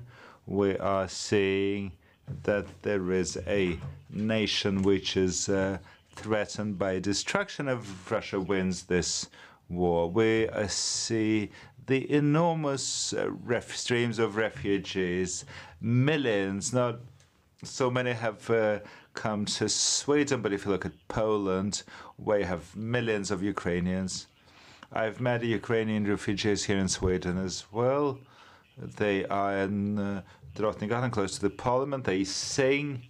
A boy, his name is Timur, he's 12. He normally sings the, when I have the meeting at Northern Story, he sings the national anthem of Ukraine. He's just been here for a month or so, I think 2 months. And it's clear that the sorrow, the anger, and the despair, which is felt by the entire Ukrainian nation and the Ukrainian population, it's difficult to comprehend. We have seen what happened in Bucha, in Kharkiv, in Kherson, in Mariupol, and Nikolaev, and also in Kiev. We have seen the destruction where the Russian troops have withdrawn, where mass graves have been found, etc. Madam Speaker, it's extremely important to establish that Ukraine has the right to defend itself, and Sweden and other European countries, EU countries, have to do everything to make sure that Ukraine manages to free its territory from the Russian attackers. And we have to make sure that there should not be any black holes in Europe of Russian enclaves with mafia-run Russian-controlled states such as Transnistria and South Ossetia, etc. We have to look through this Russian propaganda. When they conquer an area, they choose a local president who maybe received 1-2% of votes in the previous election, and they appoint him to be a governor who is supposed to read some kind of declaration which was written in Moscow. It's a policy of creating quislings.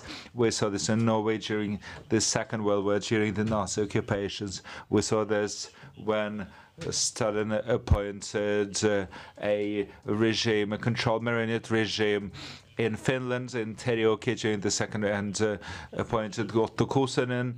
They did the same thing. They did the same thing in Crimea. They did this in Donbass. It's completely unacceptable that Russia uses the right to attack neighboring countries, trying to change borders, redraw borders on our continent, and try to push the entire security order to the ground, and the stability which we've had. And, Madam Speaker, in this respect, it's important to emphasize, and this is what I believe as a liberal, that Ukraine should be granted a candidate status for the EU. It's a very important signal. This is what was said by the Centre Party. It doesn't mean that Ukraine will join the EU tomorrow or the week from today. This is a process which can take a long time, but this is an extremely important signal to show to Ukraine that we support the Ukrainian population. Madam Speaker, in this context, it might seem to be a bit strange that we have the statement of government policy just a couple of months after the statement was made.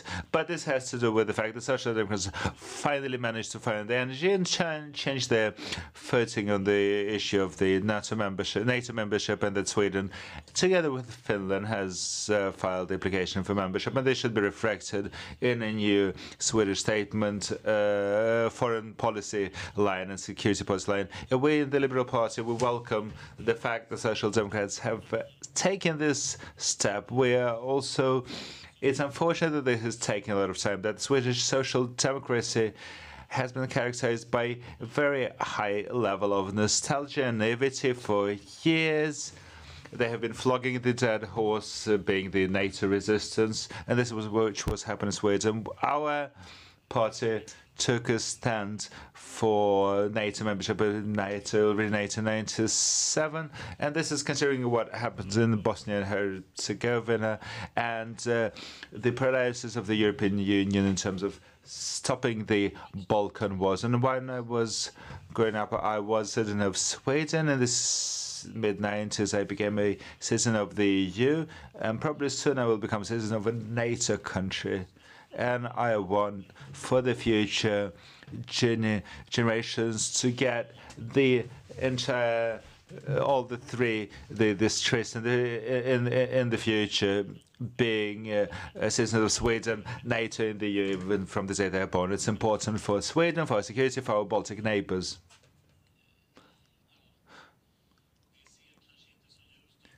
Maybe we will not become members in NATO during the meeting, the summit in Madrid, but all NATO countries apart from one are very clear that Sweden and Finland will be welcomed in NATO, and hopefully this will be resolved in such a manner that Sweden will soon become a member of NATO. The problem, Madam Speaker, is that the alliance position which Sweden has had, it works in peacetime, but it doesn't work when it's there are concerns. There is a threat of war directed in Sweden. We've had it for 200 years already.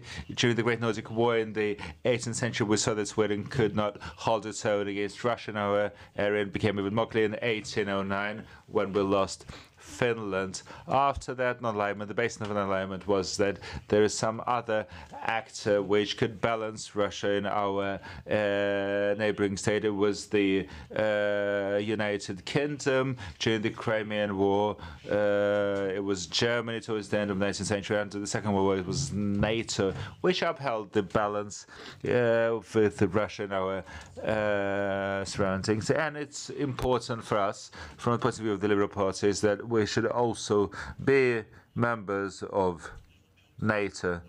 Now, let me just briefly, Madam Speaker, reinforce what issues are the most important to us, to the Liberal Party, in terms of foreign policies, that Sweden should be for supporting human rights, democracy, tolerance, rule-based world, global order, no matter which continent or which country or which conflicts, no matter where the people get oppressed. Sweden has to have a policy with the purpose of which must be that more countries turn into democracies, more people are covered by the individual freedoms and rights, as we do in Sweden, and obviously we support the 2% of the GDP for defense purposes from 2025. Thank you.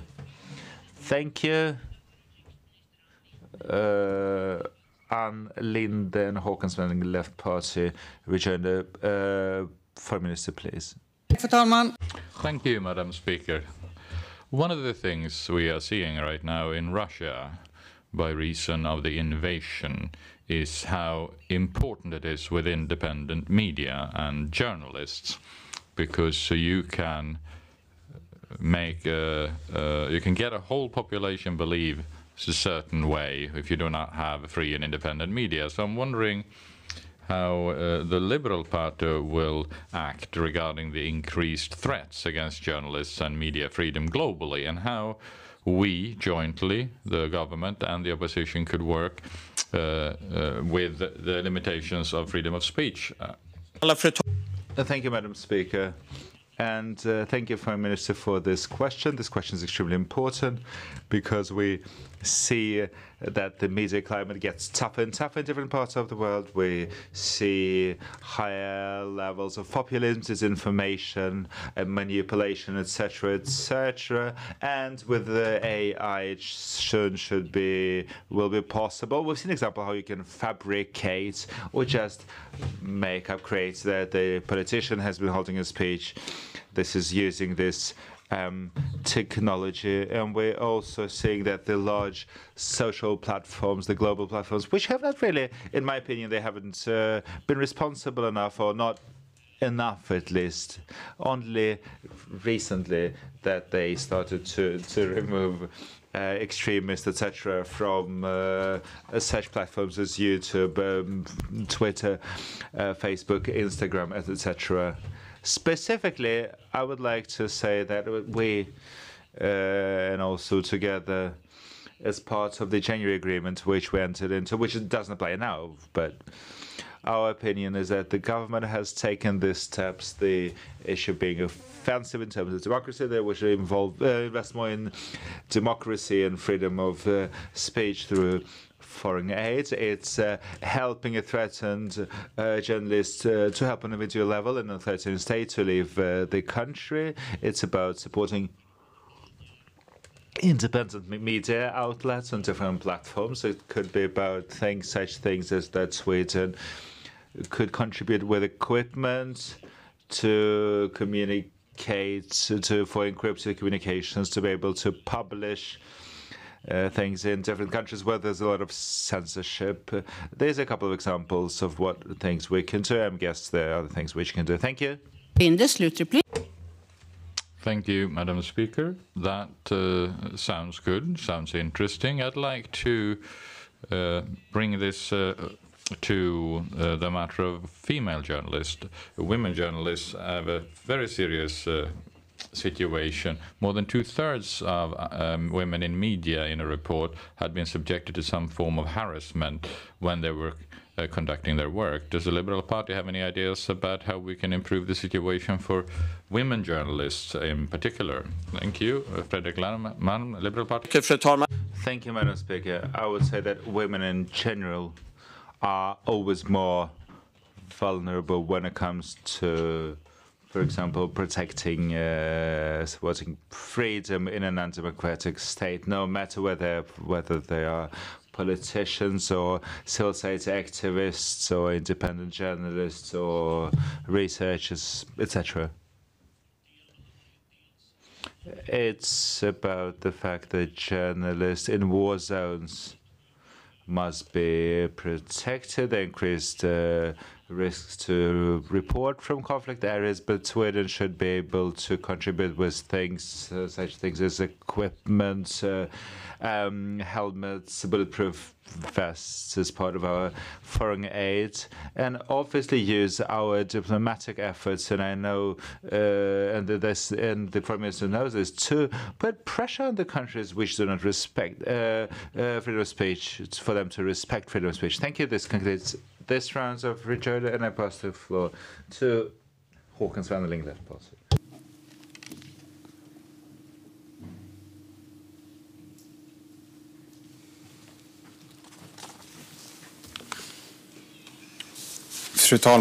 Madam Speaker, I'm going to have to begin with a Wallmark line here, and begin by saying that it's nice because myself and Fredrik has often stood side by side when it comes to Turkey, for example, and their crimes against human rights.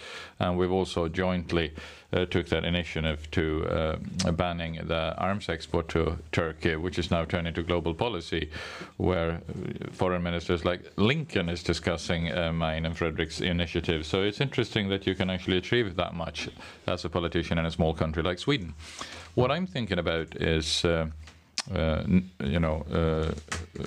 the Liberals' party's position against Turkey while Turkey is a member of NATO. And you would like to introduce a requirement of democracy within NATO. And sometimes you've been very clear about this. When you were spokesperson for foreign affairs, you're not anymore, but you wrote in a motion that all member states should be reviewed, which should result in Turkey leaving NATO.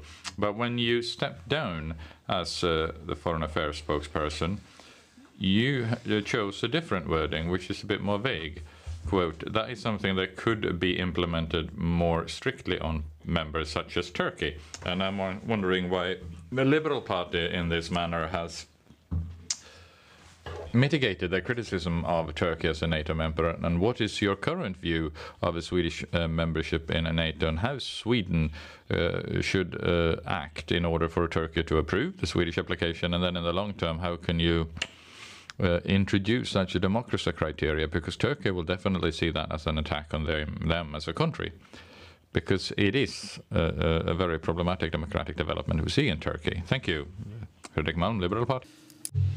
Yes, thank you, Madam Speaker. Well, for starters, we can see very clear in terms of Turkey's actions.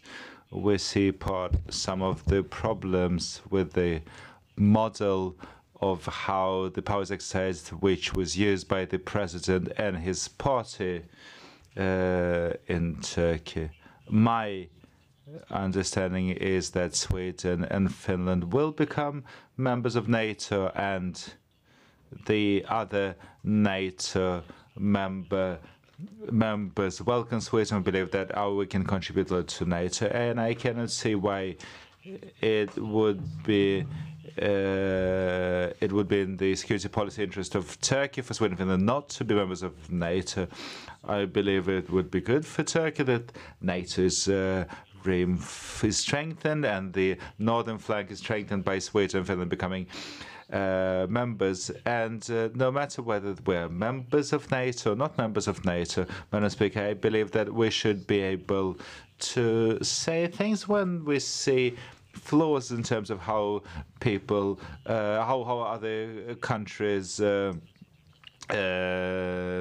follow issues of human rights, etc. And we will criticize the persecution of the Kurdish population, why Selahattin Demirtas is not released. For me, as a liberal, as a supporter of democracy, human rights and human freedoms, it's important. I don't see any reasons why we should change this position. Then I respect that Turkey has its own security considerations, and Turkey has is also in a region which is quite troublesome. They took a lot of responsibilities for the Syrian refugees. They have their own concerns, if you can put it this way. But I'm quite convinced that we could, as part of a dialogue, we'll be able to find a solution to that. Maybe they will happen overnight. Thank you. Håkan Svenneling, Left Party. Madam Speaker, I do think that at heart I do share the opinion of Fredrik Malm that Turkey cannot block Sweden forever. But still, there is a diplomatic crisis ongoing for the past 4 weeks, and it is evident when you listen to the foreign minister that her most important audience is right now Erdogan rather than myself and Fredrik Malm. So there are negotiations ongoing where there is a risk that Sweden will stop pointing out shortcomings in human rights compliance in Turkey for a while, and that they eventually adapt to the list of requirements from Turkey. And one of the requirements there, one of the demands is that they should lift that ban on arms export to Turkey. So I'm wondering how Fredrik Malm is concerned about how this could end in practice. Fredrik Malm, a Liberal Party. Thank you, Madam Speaker. It's quite difficult for me. I should say, Madam Speaker, that I'm replacing our ordinary Johan Forsell, who is not in the country. This is why I'm replacing here, because I am nowadays on the Education Committee.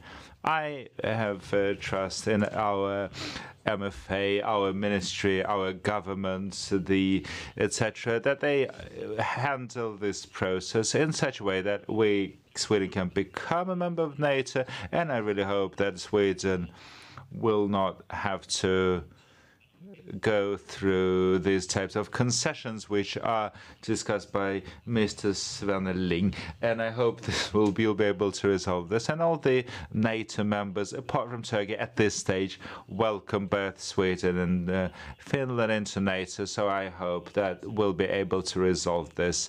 And then, even if it looks, even though it looks the way it looks right now, okay, this concludes this round of rejoinders, and back to the list of speakers. And the next speaker is Annika Hirvonen, the Green Party.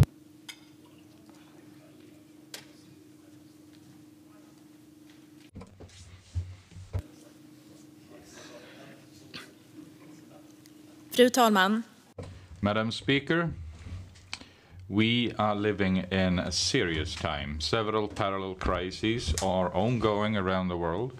In the wake of the COVID pandemic, authoritarian regimes have advanced their positions and pushed back democratic forces. Democracy is backsliding globally. The climate crisis is already entailing extreme weather, drought, starvation, and that people are displaced. The levels of carbon dioxide in the atmosphere is higher than what they've been in 4 million years, and the world is in a climate emergency. We're faced with a terrible global starvation disaster because of increased cereals prices in the wake of Russia's illegal invasion of Ukraine. Now, if ever, we need global solidarity, better preparedness, resilient societies, and investments in sustainable development. On February 24th, Russia invaded Ukraine. Since then, we see a full-scale war in Europe. More than 14 million people were displaced. The security situation has changed radically, and the European security order is under threat. We need to continue to place powerful sanctions against Russia, and we need to support Ukraine, both in terms of humanitarian, financial, and military aid. This risks turning into a long-term conflict and a long-term deteriorated security situation in Europe. And the Green Party, in light of this, has, together with most other parties and the Defense Commission, agreed on increased investments in the defense, both the civilian and the military part. We've also backed decisions about aiding Ukraine militarily so that they can defend their freedom and their right to self-determination. Madam Speaker, the access to nuclear arms constitute one of the most serious security threats of our time, with the potential to completely obliterate humanity and all other life on Earth. That is why we forcefully work towards Sweden signing the UN Convention about a global ban on nuclear arms. And that, I think, will be more difficult for Sweden to do, to have an active policy for disarmament as members in NATO, because in such cases we would be supporting NATO's nuclear arms doctrine and accept using nuclear arms. For that reason, we do not think that Sweden should be a member of the nuclear alliance, NATO. We also see major risks with the process around NATO being rushed through in Sweden.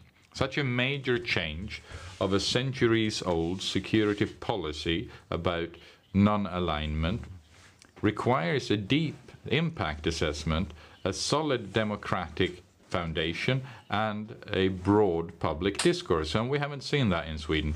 Instead, the security policy analysis was produced very quickly, and it contained a very flawed analysis. The risk of pressure, external pressure concerning Sweden's independent foreign policy was dismissed, for example, entirely, even though our concerns and our objections.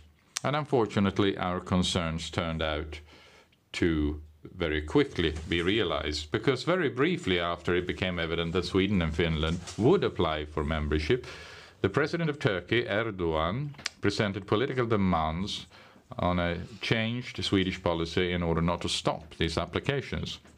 Our membership in NATO is now dependent on an authoritarian state's political will. This is unreasonable, and the Green Party has submitted a motion in light of a major event that will be debated this afternoon in this chamber, in a debate where the Green Party leader Per Bolund will participate.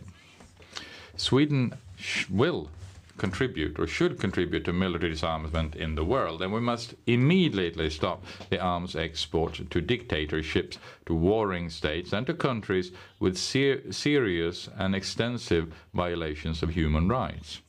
Today's possibilities for exemption of such export must be limited severely. Sweden should not start exporting weapons to Turkey. And the Green Party would also like to see stricter rules around after-sales market and against the development, manufacturing and use of lethal autonomous arms systems. In a time that is more brutal, with several parallel crises leading to more humanitarian suffering and a greater need around the world, we require more solidarity, not less. We need to raise our ambitions, not lower them.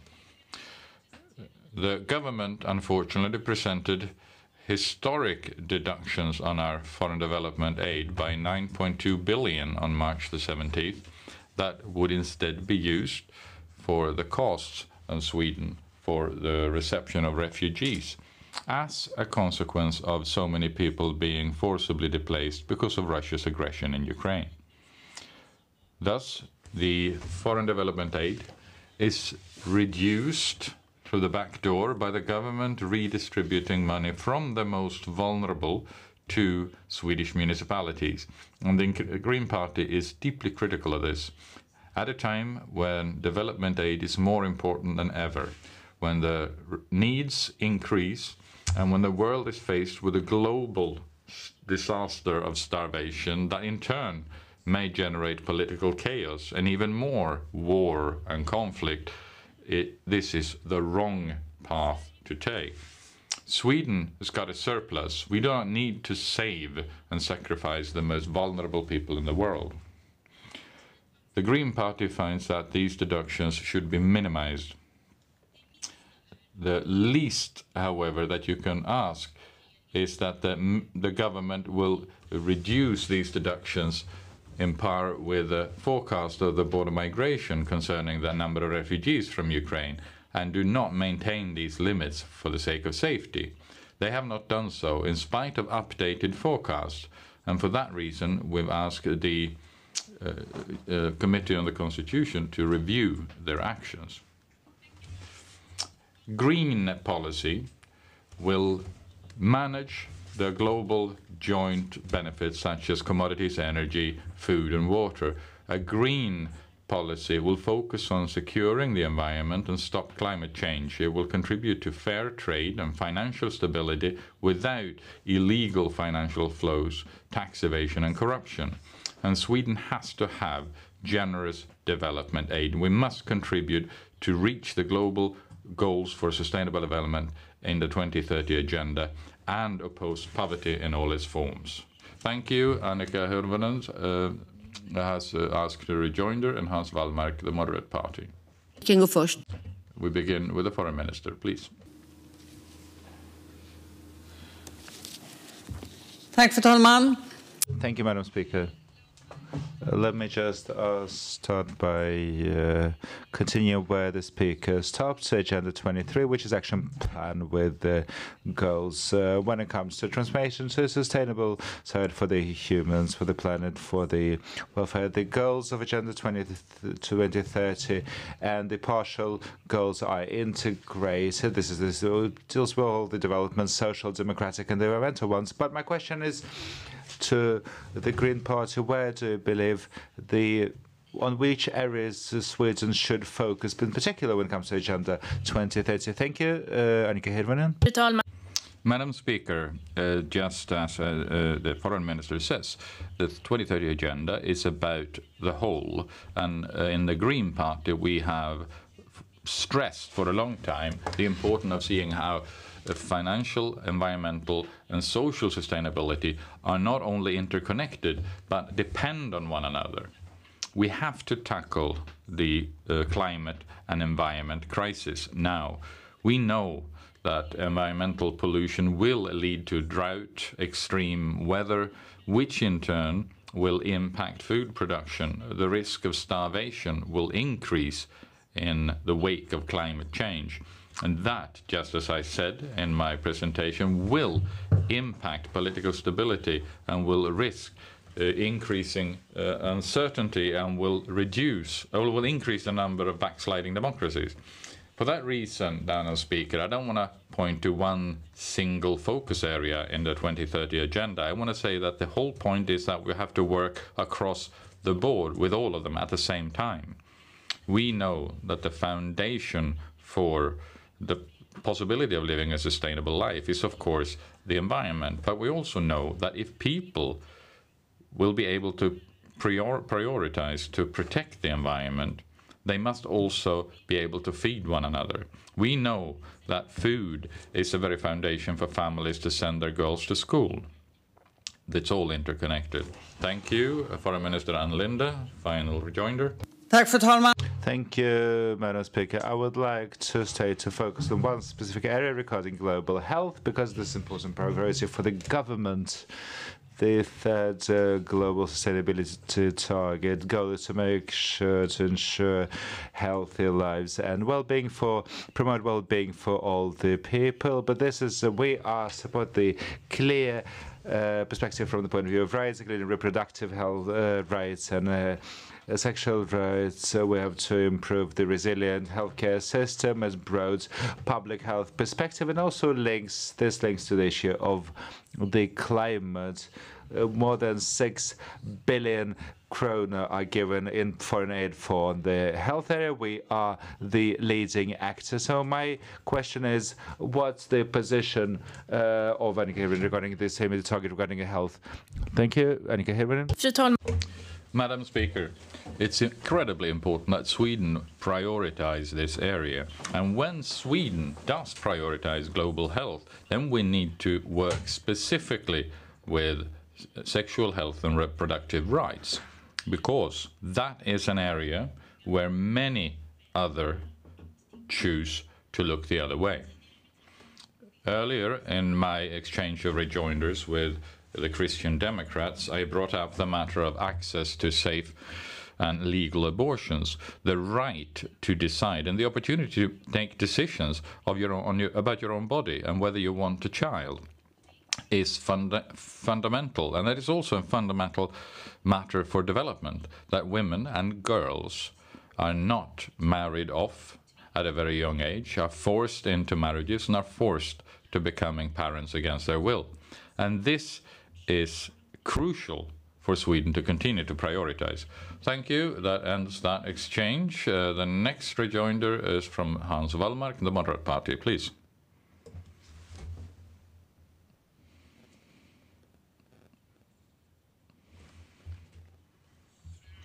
Madam Speaker, it is a pity that Annika Hirvonen didn't say anything about Finland, because then we could have found one another, because I know that Annika Hirvonen is a strong champion when it comes to the relationship between our two countries.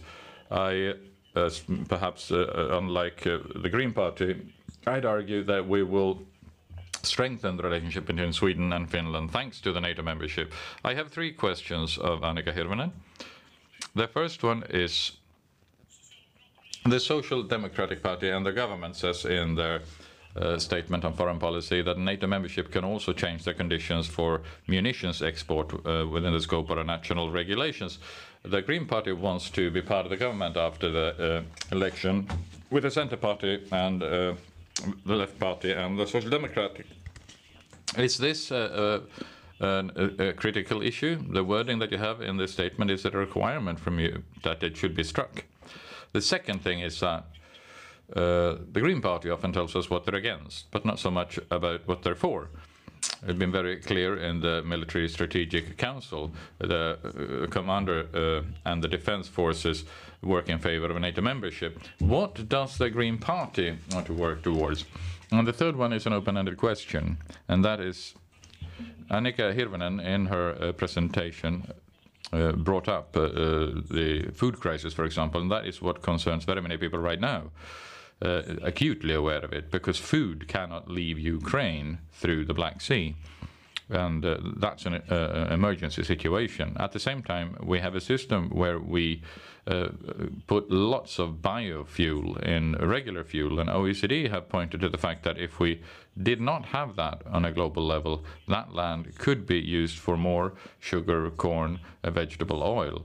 What's the Green Party's take on this conflict? Thank you. Annika Hirvonen, Green Party, please. Madam Speaker, regarding Finland, I was hoping, of course, for a rejoinder about Hans Wallmark, and we could have talked about that. The partnership with Finland and our collaboration is core and critical to Sweden, and it's important that we continue to safeguard this unique relationship with our neighboring country. We can definitely conclude that good relationships with your neighboring country is not, self-evident in our world, in our Europe of today. Concerning Hans Wallmark's questions, should I understand it as Wallmark is wondering whether we want to export arms to Turkey. The answer to that is no. But I'm wondering, is that important to the moderate party? Does the moderate party want to change their stance when it comes to the arms export to Turkey? As regards the matter of what the Green Party wants, well, we would have wanted to see a lot more solid process in Sweden, corresponding to the one we saw in Finland, at least, where they took it much further in their process of ensuring support in Parliament, more than what was required by the Finnish constitution. But there was also a public discourse about the matter. We are about to have an election. There is not any strong reasons to rush this process. We could have waited until after the election. And regarding the final question, the Green Party's approach is that we should use biofuels that are sustainably produced. That means, for example, from waste, residual products and other things. We think that it is important, and we'll come back to that. Thank you, Hans Wallmark. Final rejoinder. Thank you, Annika Hirvonen, and I will have the same problems because we only have 60 seconds for this second rejoinder. Firstly, yes, offal, that's reasonable. The problem is that it shouldn't be reasonable that Sweden will import offal from Asia in order to use it for biofuels that will be used in oil and diesel at high cost. When it comes to the wording that I quoted, that the NATO membership can also change the conditions for munitions export within the scope of our national legislation. And I'm saying that's an excellent wording that the government come up with. Does the Green Party share that opinion or not? And if the Green Party, again, would be part of a government, will you strike that sentence? And then finally, Finland, that we do care about so much. I would argue that a Finnish and Swedish NATO membership will bring us much closer. And there, Finland had the joint NATO option that made it easier for them to have this process. The Green Party dismissed the NATO option in Sweden. Annika Hirvonen, Green Party, final rejoinder. Madam Speaker, it's interesting to hear a member of the Moderate Party talking about protecting and safeguarding such a minor issue when it comes to climate change, whether we import offal or not, at the same time as they in this chamber put Putin's oil on sale, instead of ensuring that we can transition away from fossil fuels and away from what is right now really supporting Putin's war chest. But I welcome the small steps. On behalf of the Green Party, we don't want to export arms to Turkey or to other states that are in flagrant breach of human rights. Hans Wallmark never answered my question about whether the Moderate Party has decided to allow arms export to Turkey. I think that would turn out to be very problematic. Thank you. Then that exchange of rejoinders is concluded. And now the foreign policy debate will continue with the other speakers. And on that note, the interpretation will end. There is no interpretation of the second part of this foreign policy debate. Thank you for listening. För debatten. Deltagarna i den inledande delen av debatten är fria att begära replik även i den andra delen. En talare får ordet 2 gånger i ett replikskifte och varje replik får omfatta högst 1 minut. Och då går ordet först till Margareta Cederfelt, Moderaterna, för anförande. Varsågod.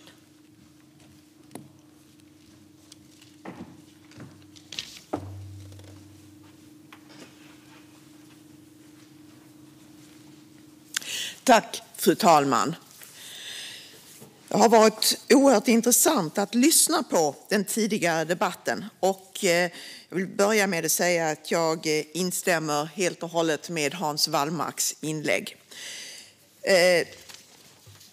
Att det är ett besvärligt internationellt läge, det är helt uppenbart.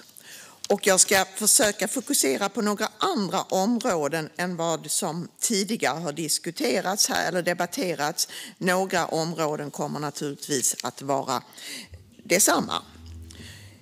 Jag är väldigt glad över att Sverige äntligen har lämnat in en ansökan om NATO-medlemskap. Jag tror att det är viktigt.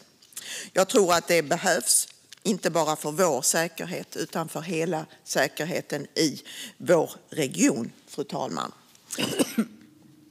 Och jag säger detta i perspektivet av inte bara kriget i Ukraina utan i perspektivet av att de instrument som finns för att förebygga krig, till exempel OSSEs parlamentariska församling, till exempel FN, inte har lyckats.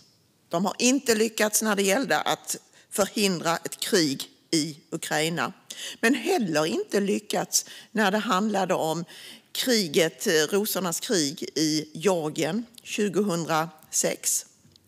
Kvar utav detta är de annekterade delarna Sydossetien och Abchazien, annekterade av Ryssland. Jag tänker också på Moldavien där Transnistrien är annekterat utav Ryssland. Detta visar att vi måste se om vårt hus och därför är jag glad för NATO-ansökan. Jag nämnde här internationella organisationer och jag vill uppehålla mig ett kort stycke kring OSSE. Sverige ingår i trojkan tillsammans med Polen och Nordmakedonien. Det svenska ordförandeskapet som ägde runt 2021 skulle jag vilja framföra ett tack till utrikesminister Ann Linde för det arbete hon gjorde och genomförde, vilket jag finner var väldigt värdefullt för säkerheten. Att inte kriget i Ukraina lyckades förhindras, det visar fullt och fast de problem som finns inom OSSE. Och låt mig nämna här, jag säger detta därför att jag ser det som händer inom OSSE som också en spegling utav det komplicerade världspolitiska läge som råder och också svårigheterna att nå fram i en diskussion med Ryssland. När det handlar om OSSE så är det dels budgetfrågan, fru talman. Den är inte löst. Varje år så drar budgetförhandlingarna ut på tiden. Och om budgetförhandlingarna inte når i mål, ja, det finns förstås åtgärder som gör att verksamheten kan rulla på. Men om inte budgetöverenskommelserna når fram så är OSSEs verksamhet i farozonen. Och det kan tyckas som att det kanske inte gör så mycket. Jag vill säga att det gör mycket. Inom OSSE så finns det också missioner. Missioner i ett stort antal länder, bland annat Balkan, men också i länder som Kirgizistan, Tadzjikistan, Uzbekistan, som alla arbetar för demokrati, för en rättsbaserad ordning, för rättsstatens principer. Precis detta som vi alla talar om här som viktiga ingredienser för ett tryggt, säkert, fred